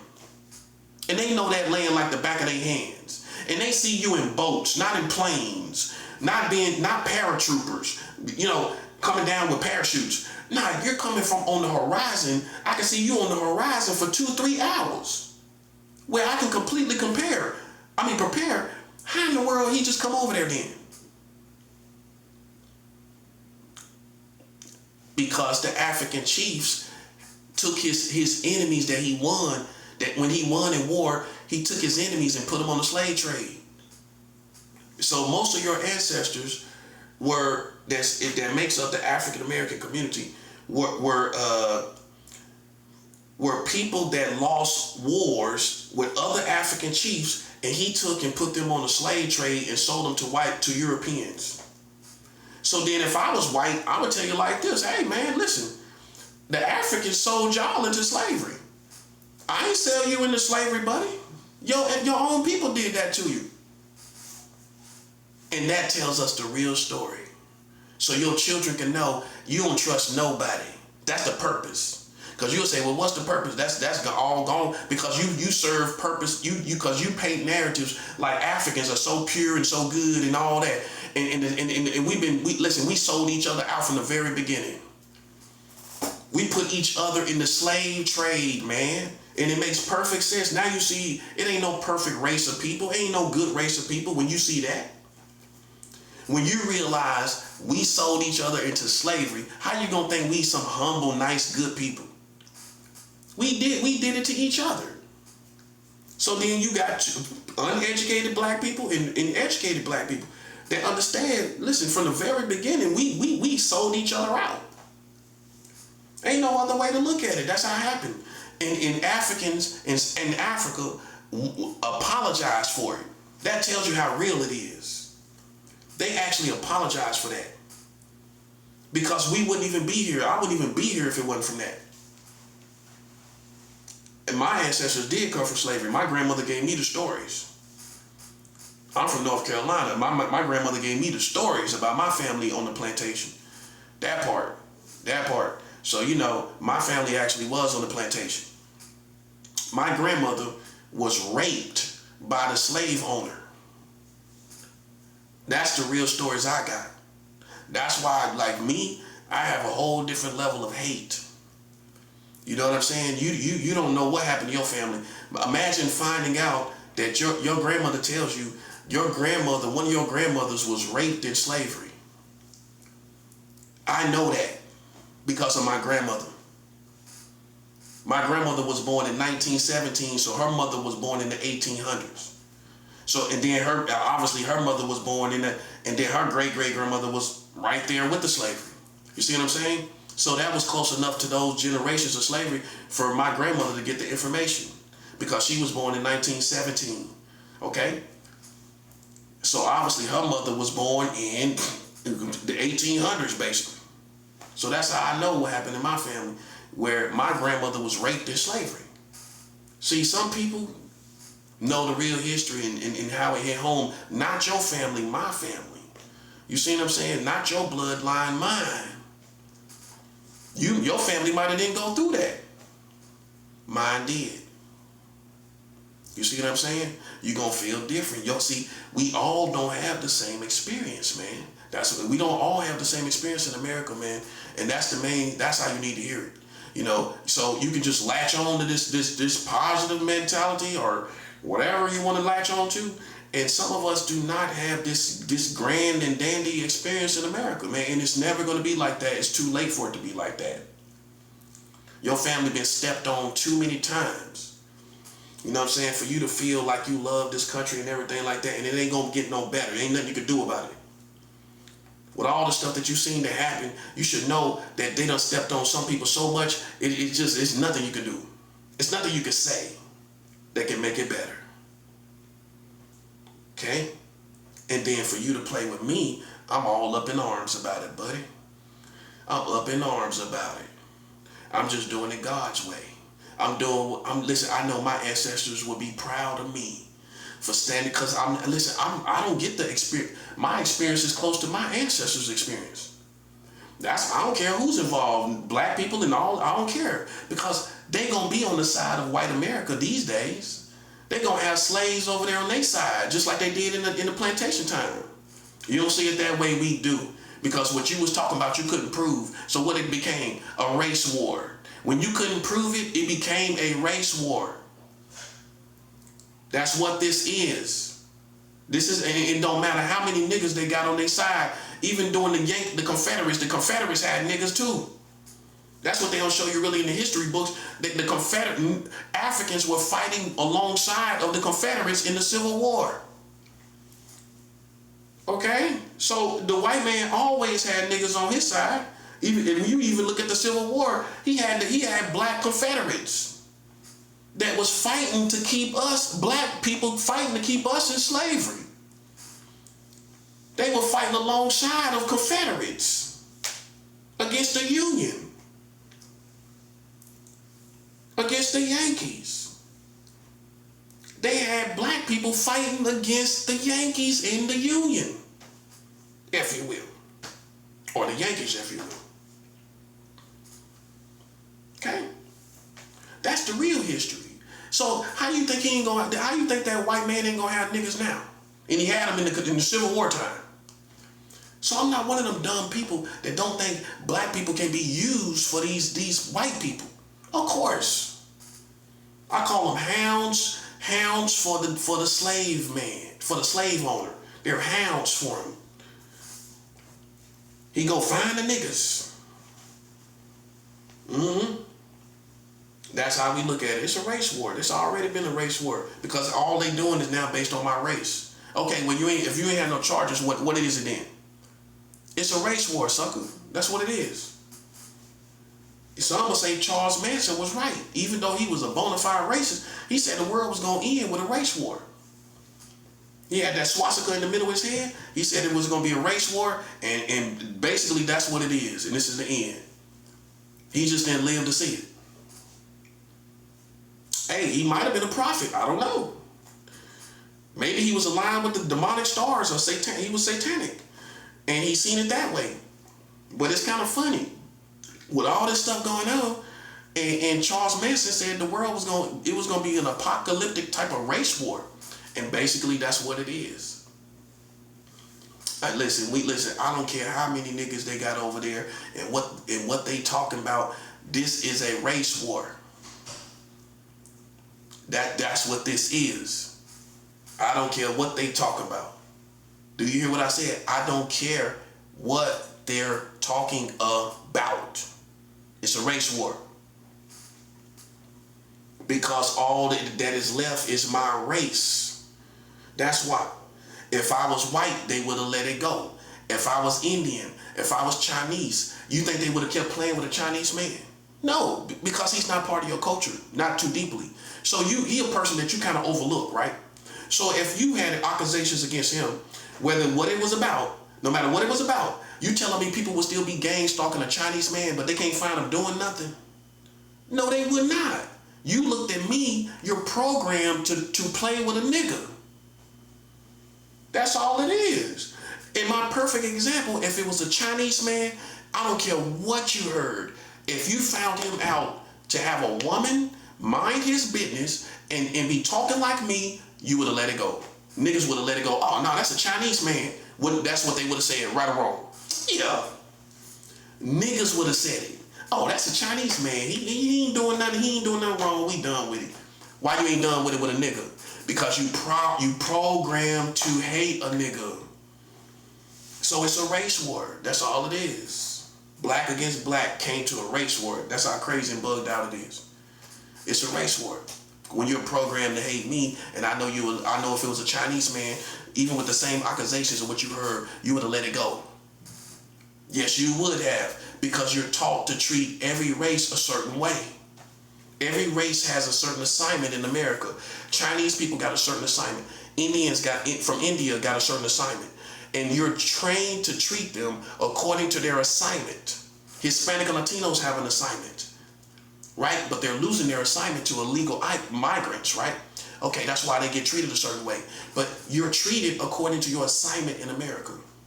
Whatever your assignment is, whatever you basically do as far as vocation, that's how you're gonna get treated. That's why you ain't gonna see them brutalize no Indian men and women. You ain't never seen it in the news, really. Because they come over here and be doctors and nurses and things like that. They know, we're trained and conditioned to treat them a certain way based on their vocation. Okay, that's why you don't see them brutalized. You don't see no Chinese people really brutalized in our country. Okay, because they have certain positions to play in the country and they're gonna make sure they're taken care of. So they train America how to treat them. And you're trained to treat niggas a certain way too. It's simple. So with that being said, it's a race war. That's what it is. And you don't gotta ever agree with me, and that's what it is. It's a race war. And obviously they got niggas on their side. So that's common sense. You can say your country, I say a race war. I don't care about that. I don't care about nothing you say. It's a race war. And I don't care how many niggas you got over there on that other side. It is a race war. Cause that's the stupid people that's gonna have a whole bunch of niggas over there. Like that's gonna make up for it. For what you doing to a black man over here. It don't. A stupid person gonna think, oh, cause you got niggas over there, that make it make sense. No, it don't. Actually, it makes it worse, actually.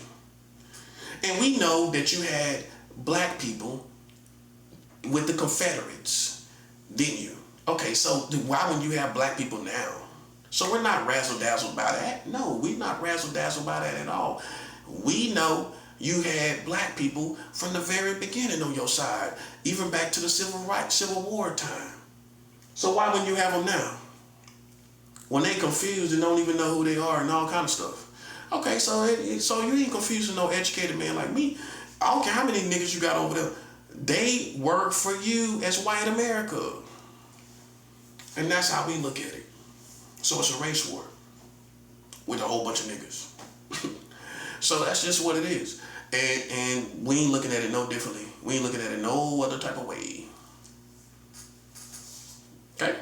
I don't care what the purpose was, how you started out. I'm looking at how it ended. You know how it ended? As a race war. That's how it ended. Black people started a race war. Look at that. Ain't that a shame? Ain't that a shame? I don't care. This country never served me anyway. It never served, it didn't work for everybody anyway. It didn't work for all black people, did it? It didn't work for all of us. We are not all happy, are we? No, we're not. We never have been. We never have been too fully satisfied like other races of people. Even Hispanic and Latinos had a time where they were fully satisfied and they ate and they got to see the fruit of their labors and just drink wine and make love to their wives and enjoy their lives. We never had that time. They came in and got something that we never got. Oh yeah. Hispanic and Latino were treated very well in this country at one moment in time, where they were just doing good, making money, buying big trucks. You know they love big trucks. Buying big trucks and drinking wine and making love to their wife and enjoying the fruits of their labor. We never had it like that. We paved the way for them to have it like that, but we never got it like that. That's how you know we not the same. Okay? Yeah, I know my stuff, buddy. Do you know your stuff? You know where you at? You in America, buddy. In the middle of a race war. That's all it is to it. And that's why we ain't having no mercy. And we don't listen. I ain't having none. I ain't having none.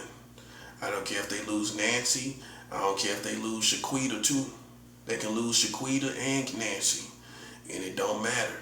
You know what I'm saying? Because they all guilty of playing games out here in the streets and everything. And then, you know, because they self-entitled or they are under white entitlement or black entitlement, they think it's all good. It's not all good. And it don't matter how many black people you got dancing around over there eating chicken, acting like it's all good. It's not, buddy. It's a race war. It's a race war. Now see, you should have knew what you thought it was going to end up to be with a smart nigga like me. Huh? What you thought it was going to be? Oh, I was just going to say it was a certain group of people like I'm 19, like I'm a teenager. No. I'm sorry to tell you. I don't see it like some Burger King eating teenager. Okay? I don't see it like a Burger King eating teenager. This is a race war. And guess what? The best thing is this. God is on my side. Hallelujah. That's the best thing about it. That's the best thing about it. All I gotta do is hold my position and God is on my side, man. That's the beautiful thing about it. I done put $4 million out there in the Middle East. That's on the way out there now. If it ain't there already, by Monday it's gonna be there. Oh yeah, $4 million. In the realm of the spirit, in the spiritual world, $4 million is, boy, that's a tsunami. You ain't even seen it yet. And then you got that war brewing over there in Iran. Listen, that's probably gonna affect that. I'm sending the money out there. Oh yeah, I'm over there in the Middle East. I did what most black men wouldn't do. I went and joined South America. I went with the Colombians. I done sent $1 million down there to Colombia. Oh, they ain't tell you that? Oh, they ain't gonna tell you the good stuff. I done sent money to Cuba before they stopped sending, now you can't send no money to Cuba now. Because the relations between Cuba and America is so bad, you can't even send mail, right? I sent money to Cuba. That's the first country I sent money to. And from Cuba, I sent money to Africa. I done sent money to Egypt. I done sent money to Colombia, Peru, Porter Williams. Well, people don't even know what Porter Williams is. That's down there by Antarctica. I done sent money down there by Antarctica, 600 miles away from Antarctica. They don't even know what that is. I've been busy, buddy. I've been in the trenches against these people. I sent money to England to get their ancestors, to get these white Americans' ancestors. I sent money to England, to churches in England, to a church in England. I sent money to Germany. This is real. This is real work. Germany. I sent money to Germany, Poland, England, Jamaica, the real Jamaica, not Jamaica and Queens, not Jamaica. No, I sent money to the real Jamaica, not Jamaica. That's Jamaica. I sent money to Jamaica in Kingston in Jamaica. Thousands of dollars I sent down there. I sent thousands of dollars to Jamaica. We ain't playing, man. We ain't playing no games. We ain't playing no games. I done sent money to Kenya. Sent money out there because I'm East African. I'm West African and East African. See, I know what type of African I am. I went and checked my DNA. I'm West African and East African. So I sent money to Kenya. Oh yeah, buddy, it's a big problem because it's a race war and we ain't got to have the usual suspects on our side. We ain't got to have Obama. We ain't did that part. We ain't got to have Tyler Perry, Oprah Winfrey. We ain't got to have none of that. Michael Jordan. We ain't got to have none of them type of people. Al Sharpton. You can keep all of them. You can keep all of them people. And we going to be right here as the real righteous Africans winning this war. See, you think we got to always gravitate towards the same usual suspects. Not this time, buddy. We're going to show you a thing or two. Where we, as God's people, can stand on our own, buddy, and represent God and represent being African without anything having to do anything with them. See, people think you always got to go run to them. Right here in America, you got to go run with Al Sharpton. You got to go run with all these other people. You know what I'm saying? No, you don't. No, you don't. No, you don't. No, you don't. You got to be loyal to the founding ancestors, right? Like Malcolm X. You're loyal to the ancestors. You don't have to be loyal to the present generations of Africans. No, you don't. You ain't got to be loyal to them because it ain't nothing to be loyal to as a righteous man. How they righteous? Okay, so where would God want you to be loyal to them? You're loyal to the ancestors. You got two type of black people, those who loyal to the ancestors and those who loyal to the present generations of Africans in America. I don't have to be loyal to them. God don't even want me to be loyal to them. I'm loyal to the ancestors. See, you ain't heard it like that. Oh yeah, I don't gotta be loyal to them. All I gotta do is be loyal to the ancestors. The ones that did the right thing and it made sense. All this stuff going on, I don't gotta be loyal to none of that. See, that's where the pressure is. You feel like you gotta be loyal to that to be black. until you listen to the prophet and he tell you all you got to do is be loyal to the ancestors.